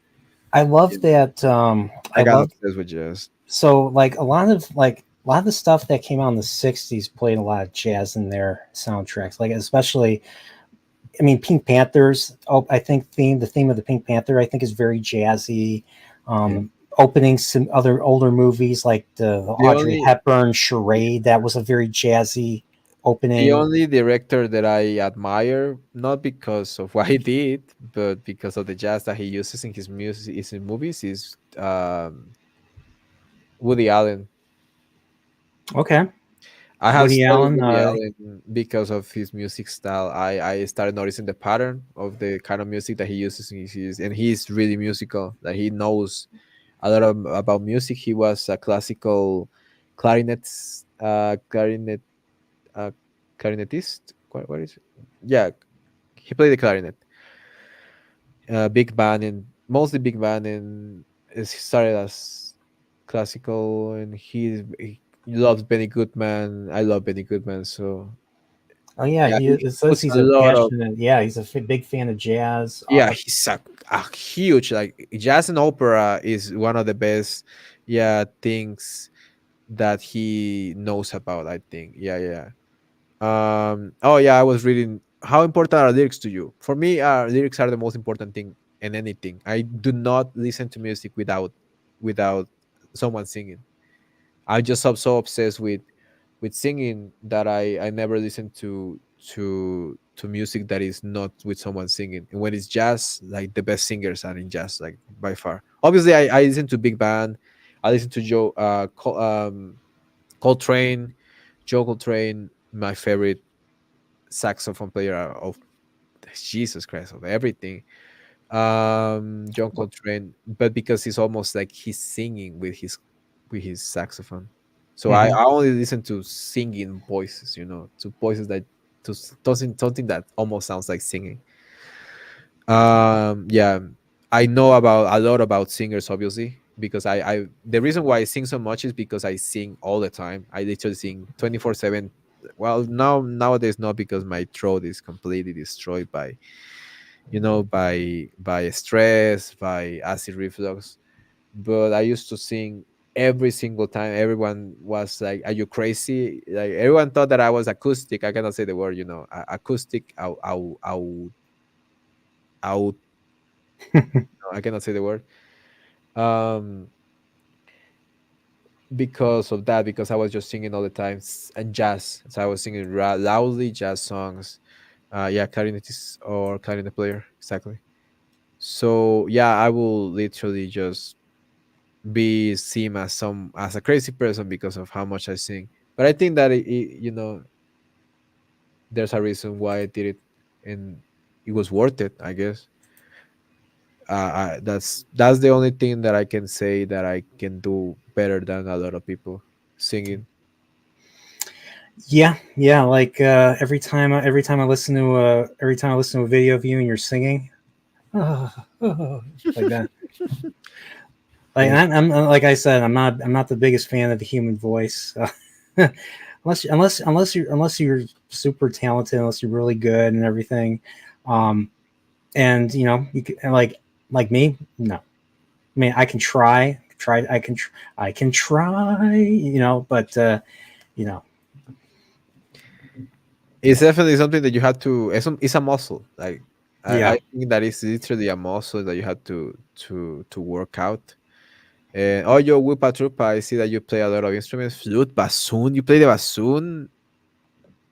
The bassoon, that is a hard instrument to play. Like that uses double. Like it's like this big. yeah, not only It's like this that, big. because by the way, I cannot say the way you say. Google the way you say bassoon in Spanish, and I I cannot forget. say that word. I cannot say that word in YouTube. I Is forget. it slower? Is a bassoon a single read or a double read? It's double read. That's what I was gonna say. It's So just double like read. this. So That's why just it's like the really because hard. Yeah, it's double read. I know the single read you're like this, like that. Yeah, like And the I even saxophone, that flute. I tried to play Oh, the flute. saxophone. No, never mind. I tried to play saxophone a long time ago. My band It's hard. conductor in high school was like, "You pitiful son, you pitiful." I was just like, so Not only I went back to playing yeah. keyboard Yeah, technique. bells. So I used to. I had a saxophone. I had to sell it because of economic reasons. I was good at the saxophone. It's some of the things that I really regret. It's I wanted to be a saxophonist, but there's no money on that. Like it's just a waste of money. Hmm. play the saxophone. I love the saxophone, especially like every time I hear like music, pop music, especially 80s, like pop music back in the day, or music, famous music, they always play guitar solos, when the singer takes a break and all that. What for me is very nostalgic, hearing saxophone solos from 80s stuff, because I was born in the 80s, so like 80s stuff is like the earliest stuff that I've experienced. Whenever I hear a saxophone uh solo, and then like a very poppy 80s song, I don't know, it just I get the feels every time. I know Yeah. you're probably like, why? You're probably thinking, No, why? the electric guitar has its moments, but unless you are Jimmy Page or you are, unless you Oh, you are mean Jimmy Hendrix. Page with the bowstring on the guitar? I Yeah, mean, that Jimmy Page. not in that specific moment, but the way Jimmy Page uses the effects that he uses in his music after. Well, Physical Graffiti is my favorite, one of my favorite albums ever. Which From one? Led Zeppelin, Physical Graffiti, Led Oh, Zeppelin. really? Even more Physical than Graffiti, even more than Houses of the Holy? way more, like like Griffith. Physical Graffiti is the best album of Led Zeppelin. I'm tired of people not recognizing. I am. Some Look, people my say it's Led Zeppelin 2. Some people say it's Led Zeppelin 4. they are simpletons. No, I'm completely joking. No, but Physical Graffiti is a work of art. But the reason why I like Physical Graffiti is because I like the Beatles. So that's the reason why. Oh, the Beatles. I love Yeah, the Beatles the too. Beatles is my favorite band ever. I know a lot about the Beatles. I can talk about the Beatles for 3 hours. You want to talk about the Beatles? I I want to have talk all about. the I can albums talk about the myself. freaking Beatles. Yeah. Well, My when favorite. I was listening to your stream, you were singing your blues. I was like, and like I was like, Oof. dude, you were just knocked that right out of the park. Da da da da. Rah, That's rah, a rah, song rah. that I have like work a lot of, like vocally. I had a sad story with that song. I was supposed to sing it in a friend's party or whatever, and it didn't go through. So I literally just wasted my time with that. But it was a time of my life where I was feeling what that song says. I was literally feeling what that song said in that time of my life. Mhm. I'm not anymore, but when I sing it, I still have that feeling lingering. Yeah. And it makes me so, like, it makes my, I don't know, it makes my heart, my soul get on fire, get in flames and just burst in passion with that song. It's just, the Beatles is just something that most people have not experienced as have experienced, because the thing that I know, yeah, my favorite Beatle, Harrison, obviously, easy, Harrison, yeah. The people that like Lennon and Wife beaters, and the people that like McCartney are CC boys.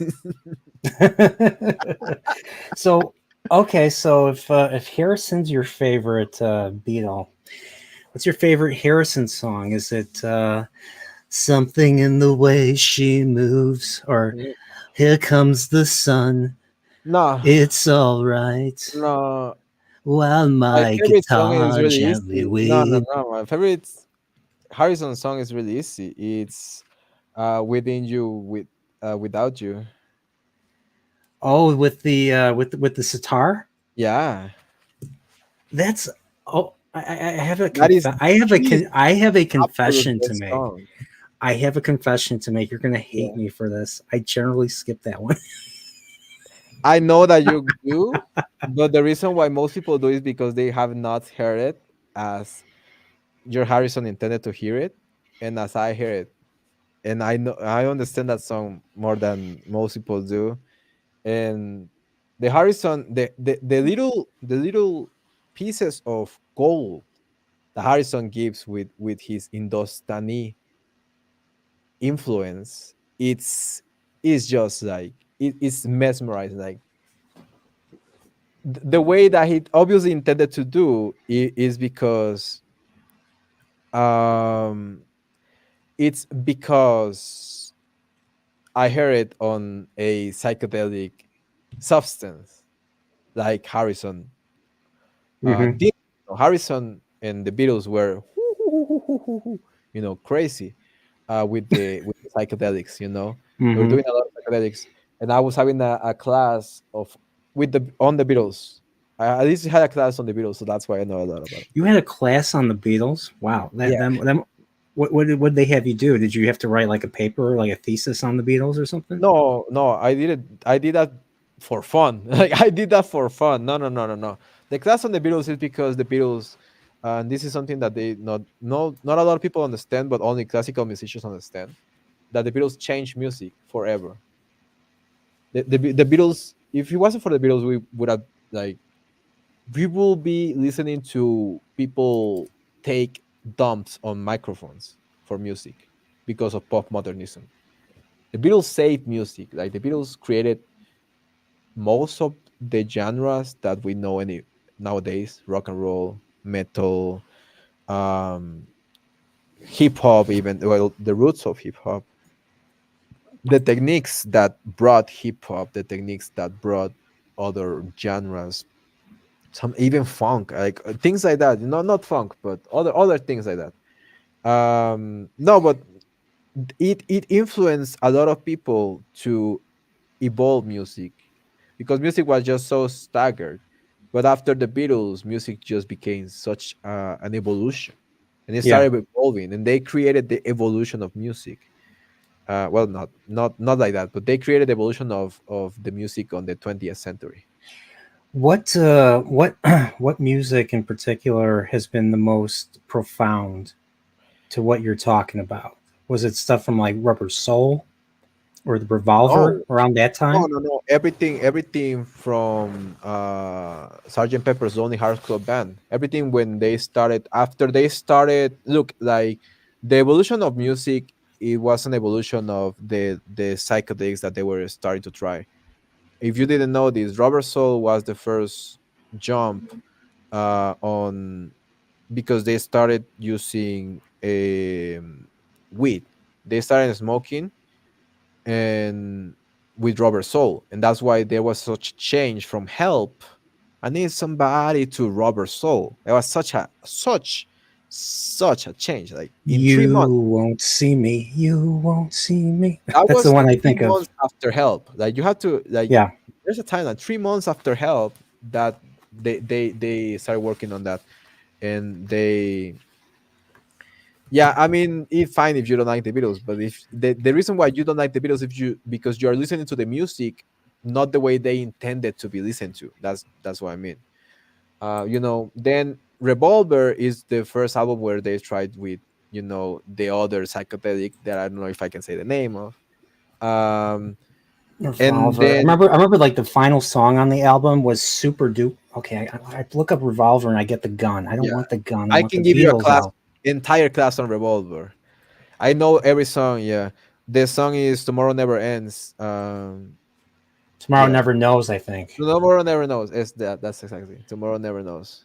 Oh, but like, oh yeah, I remember. Okay, I love the beginning. Like this has an epic beginning. Revolver has Taxman. Boom, boom, boom, boom, boom, boom, boom, That's boom, boom, boom, Harrison. boom, boom. Yeah, George Harrison. Yeah.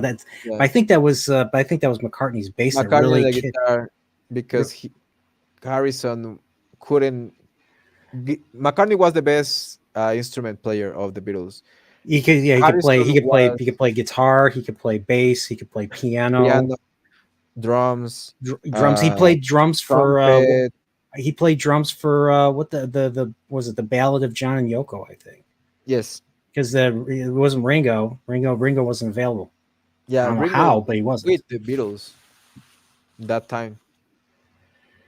I But yeah, mean, Ringo was quitting the Beatles in that moment when they were doing the Get Back.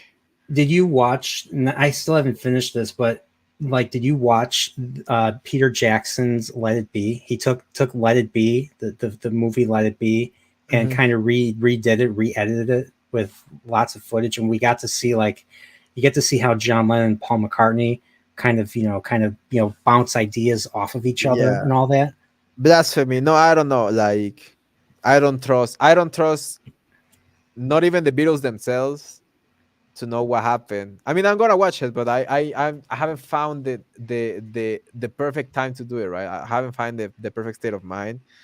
But yeah, like I said, the evolution of the Beatles from Sergeant Pepper's Lonely Heart Club Band to the rest, White Album, Yellow Submarine, the Abbey singles, Road, like yeah, Strawberry Levy. Fields Forever. Holy moly, guacamole! That guy spent an entire month with a freaking a drop of a drop glass of you know what, Hmm. doing it daily, drops in his eye because that was the Pink Floyd way. Um, yeah, back then Pink Floyd was like really really big on like bars, like these kind of bars, laser bars, like they had lasers, and Pink Floyd used to play on those laser shows. Imagine you were Yeah, they young, had the light. yeah, on That's why Liverpool. they make light shows now, or I mean, Yeah, that's why yeah. they're known for their light shows. But yeah, in the '60s, Pink Floyd was very and Pink Floyd's another. So my big three: Beatles, Pink Floyd, and Queen, and then Led Zeppelin would be somewhere. Led Zeppelin is like somewhere number four, I You guess. have I don't know. never tried any psychedelics? Because Pink Floyd is really crazy. Like, I don't know. Like, how can you listen to Pink Floyd? It's really hard for me to listen to Pink Floyd.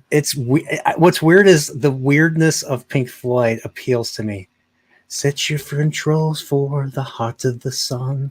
Boom, What boom, you boom, feel boom, about boom, Pink boom, Floyd boom, is what I boom, feel boom. about Within You Without You, or any Hindustani music of you. Like when I hear Pink Floyd, it's like and I skip, because for me it's like I have to be on that state of mind to be able to kind of enjoy it. But the Beatles is like, well, the Beatles I did it too much, so I already know how it feels. So I'm like, whenever I hear the Beatles, I'm just like switching into that state of mind, and it's just perfect. That's what I feel about Within You Without You. That what you probably feel about Pink Floyd. That's something that I don't understand Pink Floyd, to be honest. I never understood Pink Floyd. It's It's too much. it's The Dark Side of the Moon obviously is masterpiece. oh yeah, oh I yeah. also had a class about the Dark Side of the Moon. I mean, that's the second thing that we learn in the Beatles. Did you say Dark Side of the Rainbow? Dark Side of the Moon, Dark Dark Side of Side the of the Rainbow. Rainbow? Yeah, we saw a little bit of the movie because our teacher was like, I don't think the teacher was like, I don't think it fits perfectly. And I told him that is you didn't fit it perfectly, and then he fit it at the right time, because everyone was like, give me the time. Like everyone was like so like like trying to do it at the exact time, and we were like, oh, okay, we get it. Okay, yeah, yeah, kind of, yeah. Oh, Janis Joplin. Oh, Janis Joplin is, she's, Yeah, it's a shame she went too young. She was part of the 27 club, if I remember yeah, correctly. true. I mean, I'm 27. You're 27. Yeah, I'm 27. I'm scared. Oh, you're okay. So you're not okay. You're younger than I thought. But before we go further, Mark Clark, member for 5 months, member in the Nerdporeal Continuum. Thank you, Mark, for being part of this great thing. When Mark joined the Continuum, like his life just got way better. His life just got awesomer and all that. But yeah, so yeah, thanks for that. Thanks for the support, Mark. We really appreciate it. And I don't mean to break your heart about Wheel of Time. I know.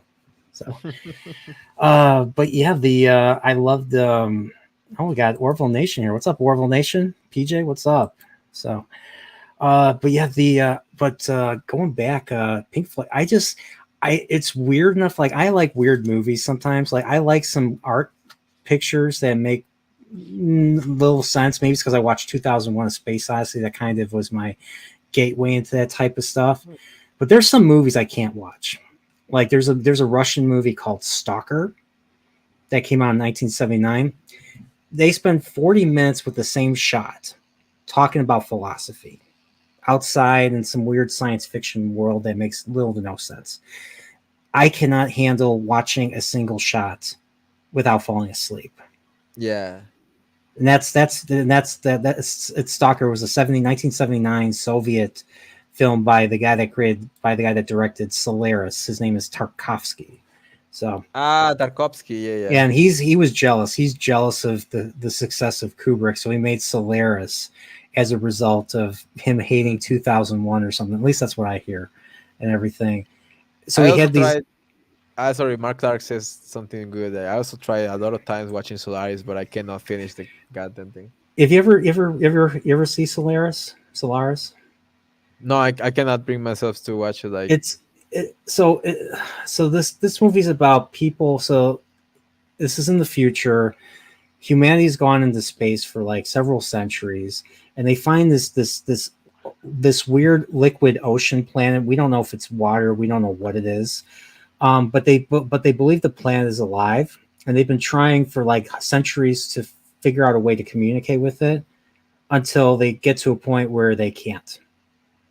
They can't. They figure out that they can't. The people that study this planet is they're called Solarists. The name of the planet is Solaris. So, um, but this one cosmonaut, because this is a Russian, I think this is a Russian guy, cosmonaut goes there, and these scientists, these Soviet scientists, because I believe the Soviet Union still exists. I think I don't know. This was based off of a book written by a Polish science fiction author. So I don't know if the Soviet Union still exists. Still exists. It doesn't really say. I did read the book. That was a drag. But the thing was when they emit an X-ray test on this planet, the planet responds by somehow bringing people back to life that meant something to the person on the space station. So there's a space station orbiting the planet, and the ocean planet somehow can read the minds or scan the minds like a computer of the whoever they are, and it recreates the people. So like the main character had a fiance that committed suicide. game. Yeah, before the events of the movie, and so we see this fiance come back, made up of the material that the ocean planet created out of her, and it literally fucks with the astronauts. That's why when he gets to the space station to investigate what's going on, why there's been a disconnect in contact. All the scientists on the scientists on the station are crazy because they're experiencing the same shit. They're experiencing people that were either really deeply profound to them, or or people they loved or something that came back, and they're just like, what the fuck is this? And imagine like and I thought it was interesting the way the characters reacted to it. So, but that's just me. It's a weird one. Weird music, weird everything. Just I mean, I adore weird stuff. Like I said, I love postmodernism. Well, I don't love it. I love modern art. You know, early 20th century from the 1910s to the 1950s, and anything after the 1950s is complete other crap when it comes to art. But yeah, I love modern art. I love weird music. I love, serialism and things like that. I like weird movies. I watch a lot of there's this guy Mexican Jodorowsky. I watch a lot of Jodorowsky movies. His movies was don't he make called sense. Mexican? What Mexican? No, he's Mexican. He's called Alejandro Jodorowsky. Holorowski? How you spell it? Jodorowsky. Yeah, Alejandro Jodorowsky. He's inspiration for a lot of Hollywood directors like Wes Anderson, things like that. How you spell his name? Holorowski. Jodorowsky is Jodorov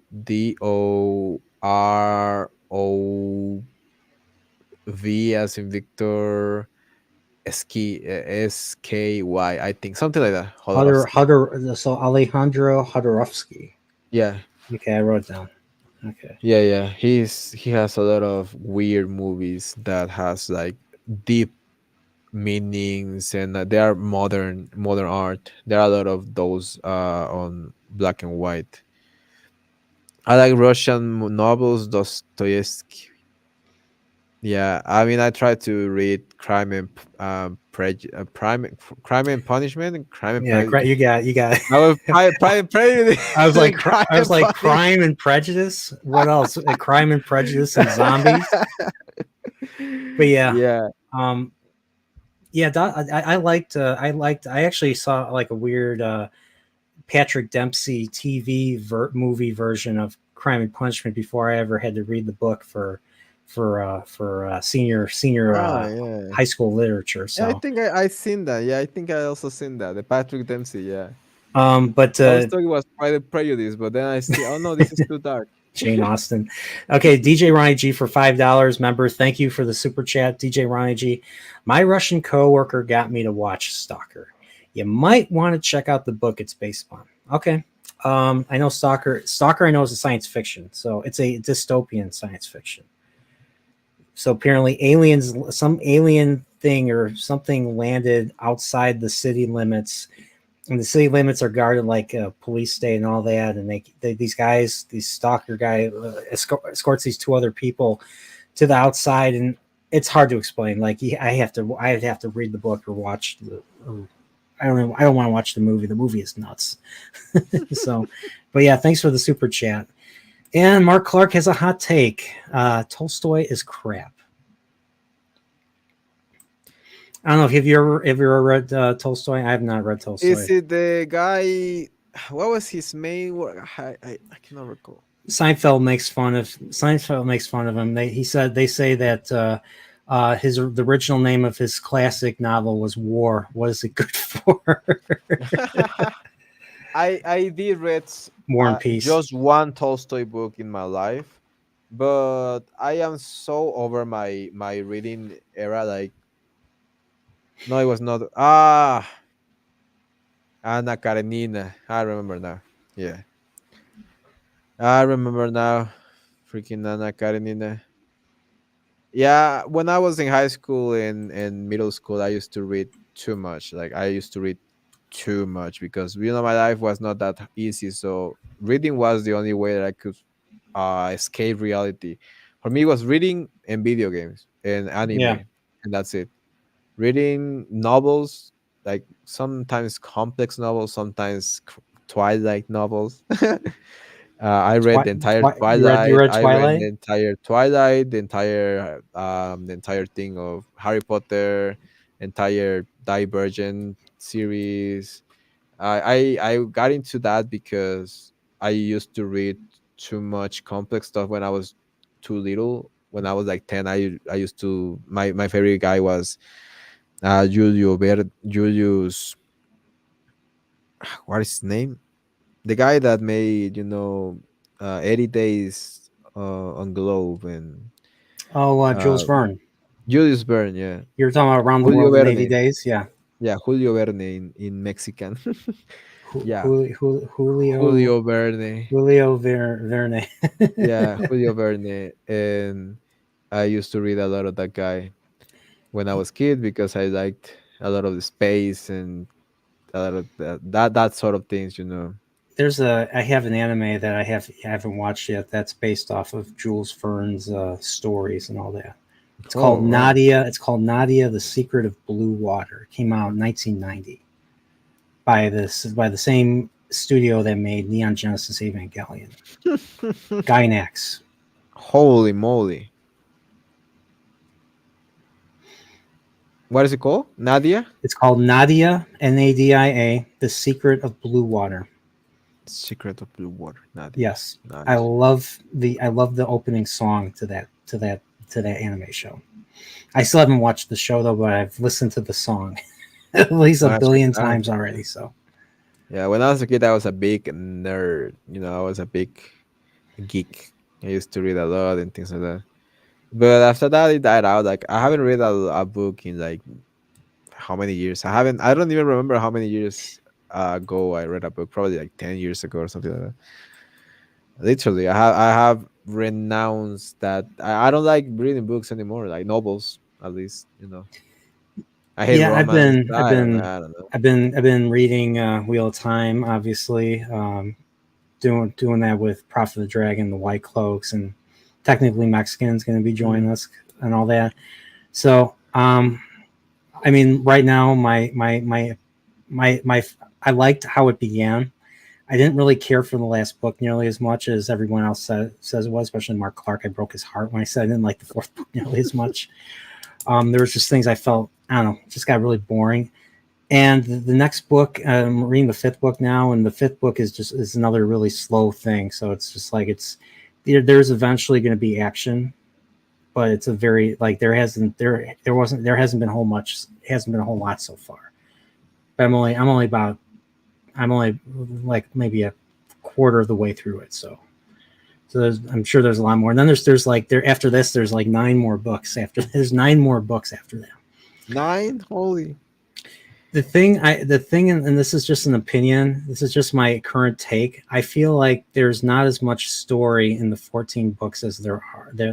I think I think there's little stories spread over a lot of books. That's my opinion of the Wheel of Time. Now channels really love Wheel of Time. Mark Clark really loves it. White Cloaks, all those guys really love it. Like it's like their favorite book series, favorite fantasy series of all time. I just when I got into it, I was hoping there would be more going on than there actually was. So, and even for you, what is the best fantasy book series? Fantasy series. I've only read a few. So I've only read Lord of the Rings. I've read Song of Ice and Fire. Game of Thrones, and I've been reading Wheel of Time. So, A Song of Ice and Fire is the one that I got the most invested in, and it's the one I really want to like. As much as I can't stand that author who's likely never gonna finish his book, I want to read The Winds of Winter. Like I will put down what I'm currently reading to read The Winds of Winter, because the end of book 5, like there's battles that have to be fought. Like the fifth book built up to battles that never paid off. So the beginning of book 6 is going to be those battles that didn't pay off at the end of book 5.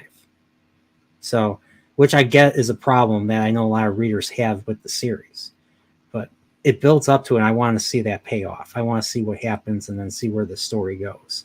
And I'm curious if how much of the ending of Game of Thrones is going to be accurate, but I don't think he's going to get to the ending. I don't think he's going to get to book 7 because he's yeah. Yeah, he's a fat, lazy. Well, he doesn't. He won't. Like he will write maybe a single. There might be a day where he writes a single word or a sentence, and he doesn't like the sentence, and then he hates the sentence, and then he doesn't do anything. Then he goes online and probably blogs about the New York Jets or something, because that's what he likes. That's his team. Yeah. Oh my! I mean, God, Robert Jordan. I mean. Whoever's a big Robert Jordan person, maybe Whisker Fisherman knows this. He worked every day. Robert Jordan wrote pages every day. So like he got stuff done. Like he wrote books about the same size as George R. R. Martin and managed to write them within like the first 6 books came out within 4 years. So. Yes. I mean, it was the same with George R. R. Martin's first 3, Game of Thrones, Clash of Kings, and Storm of Swords. And then after that, it took years between the last 2. Because he got big, I guess. Yeah, I think the reason why with Winds of Winter, it was because he got big, and then instead of working on that project, he was taking all these other projects instead. He wants to make that Hollywood money. He wants to have that. He wants that clout. And I'm just like, whatever. He wants his fat pequeno suck. Mm-hmm. Yeah, he No, wants to be part of the club, the Hollywood club, the club that you and I ain't part of, according to a certain George Carlin. But yeah, but yeah, like my favorite fantasy is probably Lord of the Rings. I think Lord of the Rings was perfectly told. I think like if I had to have a fantasy end the way it did, it would end the way Lord of the Rings did. So like it didn't end right after Frodo tosses the ring into Mount Doom. Spoiler alert. We see a lot of things. We see a lot of the payoff. We see Aragorn become king. We see the entire group parts, and then we get to see how they handle stuff after after going through that journey, that epic journey. Like the hobbits all change. That's where the Scouring of the Shire falls in, and we see how they change. They are not the same as they were when they left. And I thought that was great. And then the way it ends, and nobody dies, but the ending is so sad. Like it is one of the saddest endings of a series, or not even sad, bittersweet. I mean, just because Frodo is just like, the war's not ended for me. I still feel the stab because he got stabbed by the Witch King in Fellowship of the Ring, and then that never left him. So he went to the Undying Lands for forever. He left, and when I saw the movie and the way the movie showed them leaving, it felt like he was going to heaven. It seemed like he was going to heaven. Mm-hmm. So it felt like it felt like it was a permanent goodbye. Almost felt like a death, almost, even though he didn't die. So, but damn. Lord of the Rings it was so powerful. The movies were powerful, and the book was just as powerful. I mean, the book was, what am I saying? The book was more powerful. And that's how, I mean, I know Wheel of Time doesn't end that way. Wheel of Time doesn't end the way Lord of the Rings does. I know Wheel of Time has its final battle, and then it has an epilogue, kind of like the way Harry Potter does it. But I think only difference is there's not a 20-year time gap. Isn't that how it is in Harry Potter? Like there's 20-year time gap. Oh my God. Don't even start. Then we start with Harry Potter because I'm gonna rant about that freaking 2 pages of epilogue. Lazy J.K. Rowling. Yeah, and see, DJ Ronnie G is having Eye of the World's actually really good. So if you're having a hard time with Eye of the World, Shell Rising is not going to be your cup of tea. So, but my favorite book of the Wheel of Time is the second book. Consistent tension, consistent. Like there's a bad guy, they're chasing them. There's so many things going on, so many new things that to learn about the world, and it's really interesting. And the problem with Wheel of Time is like they kind of the author abandons that stuff. Like they literally go to an alternate world. Like there's this magical teleporting stones that takes our heroes to an alternate world. And we don't really get to, I'm assuming we don't really see that again, but I could be wrong. There's 10 books left for me. So, but yeah, that's where I'm at with reading. So I have so many books. I have so many first books of so many fantasy and science fiction series that I want to read that I just, if I could split myself into 5 guys and, and read at the same time, I'd love it, but I can't. So, but yeah, man, I appreciate you being here. I appreciate you doing this with me. I hope you really enjoyed, got something out of this show stream. I really enjoyed it. Yeah, I love talking to you, bro. And yeah, I enjoyed it more than I even expected to enjoy it. We spoke like for 3 hours straight about a lot of things. Yeah, that was really fun. So is there, I figure, this would be a good time to, call tonight. I know you're tired. I'm getting tired too. So is there anything you want to plug or promote or something? Well, make sure to comment on the song Oye Gringo because it just reached 300,000, so we can make it to 5K. Let's make it to 500K.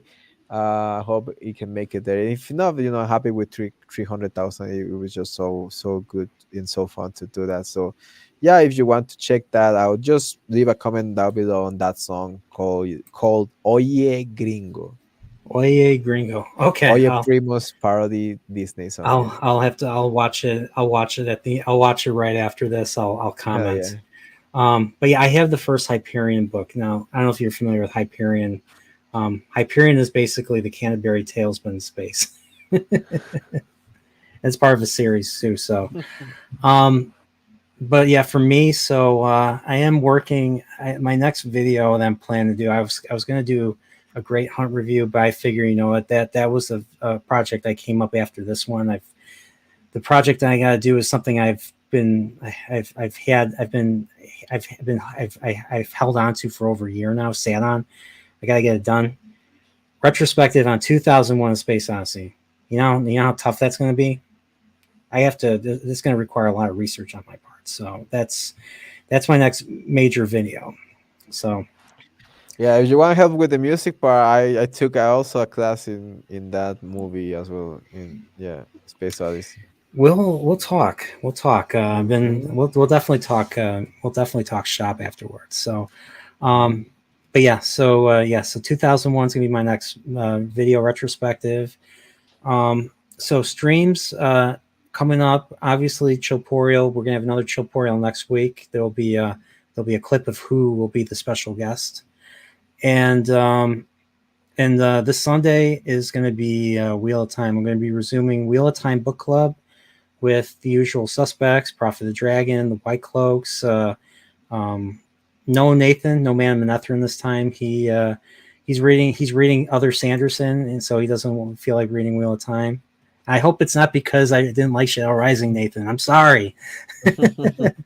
But it should be a good group to talk about this with.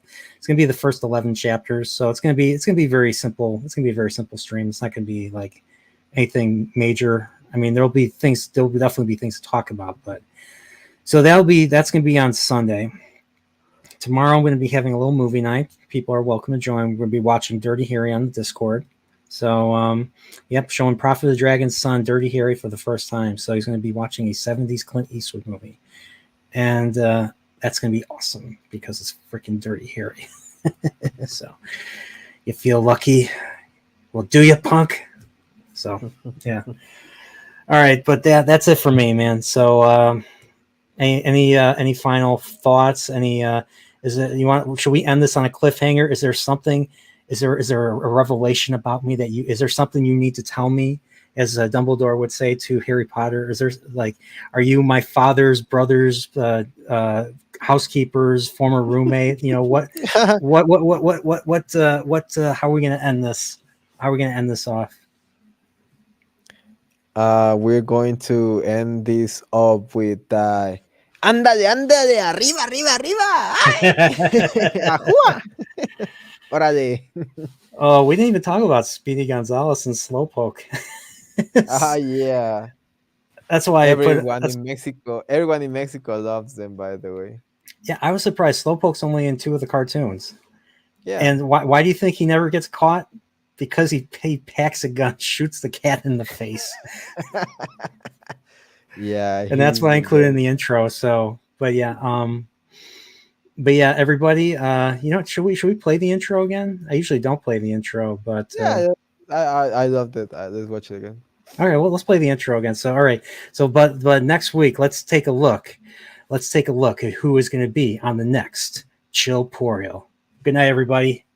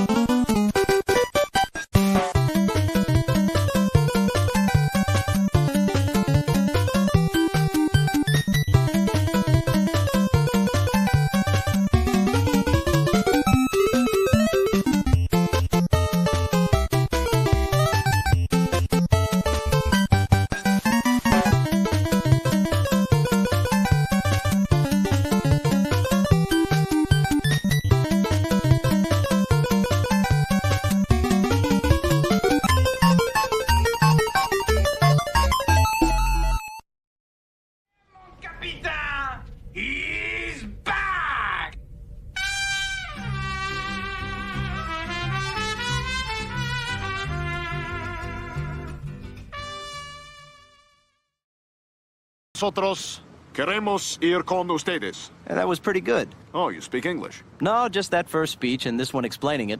You're kidding, right? ¿Qué?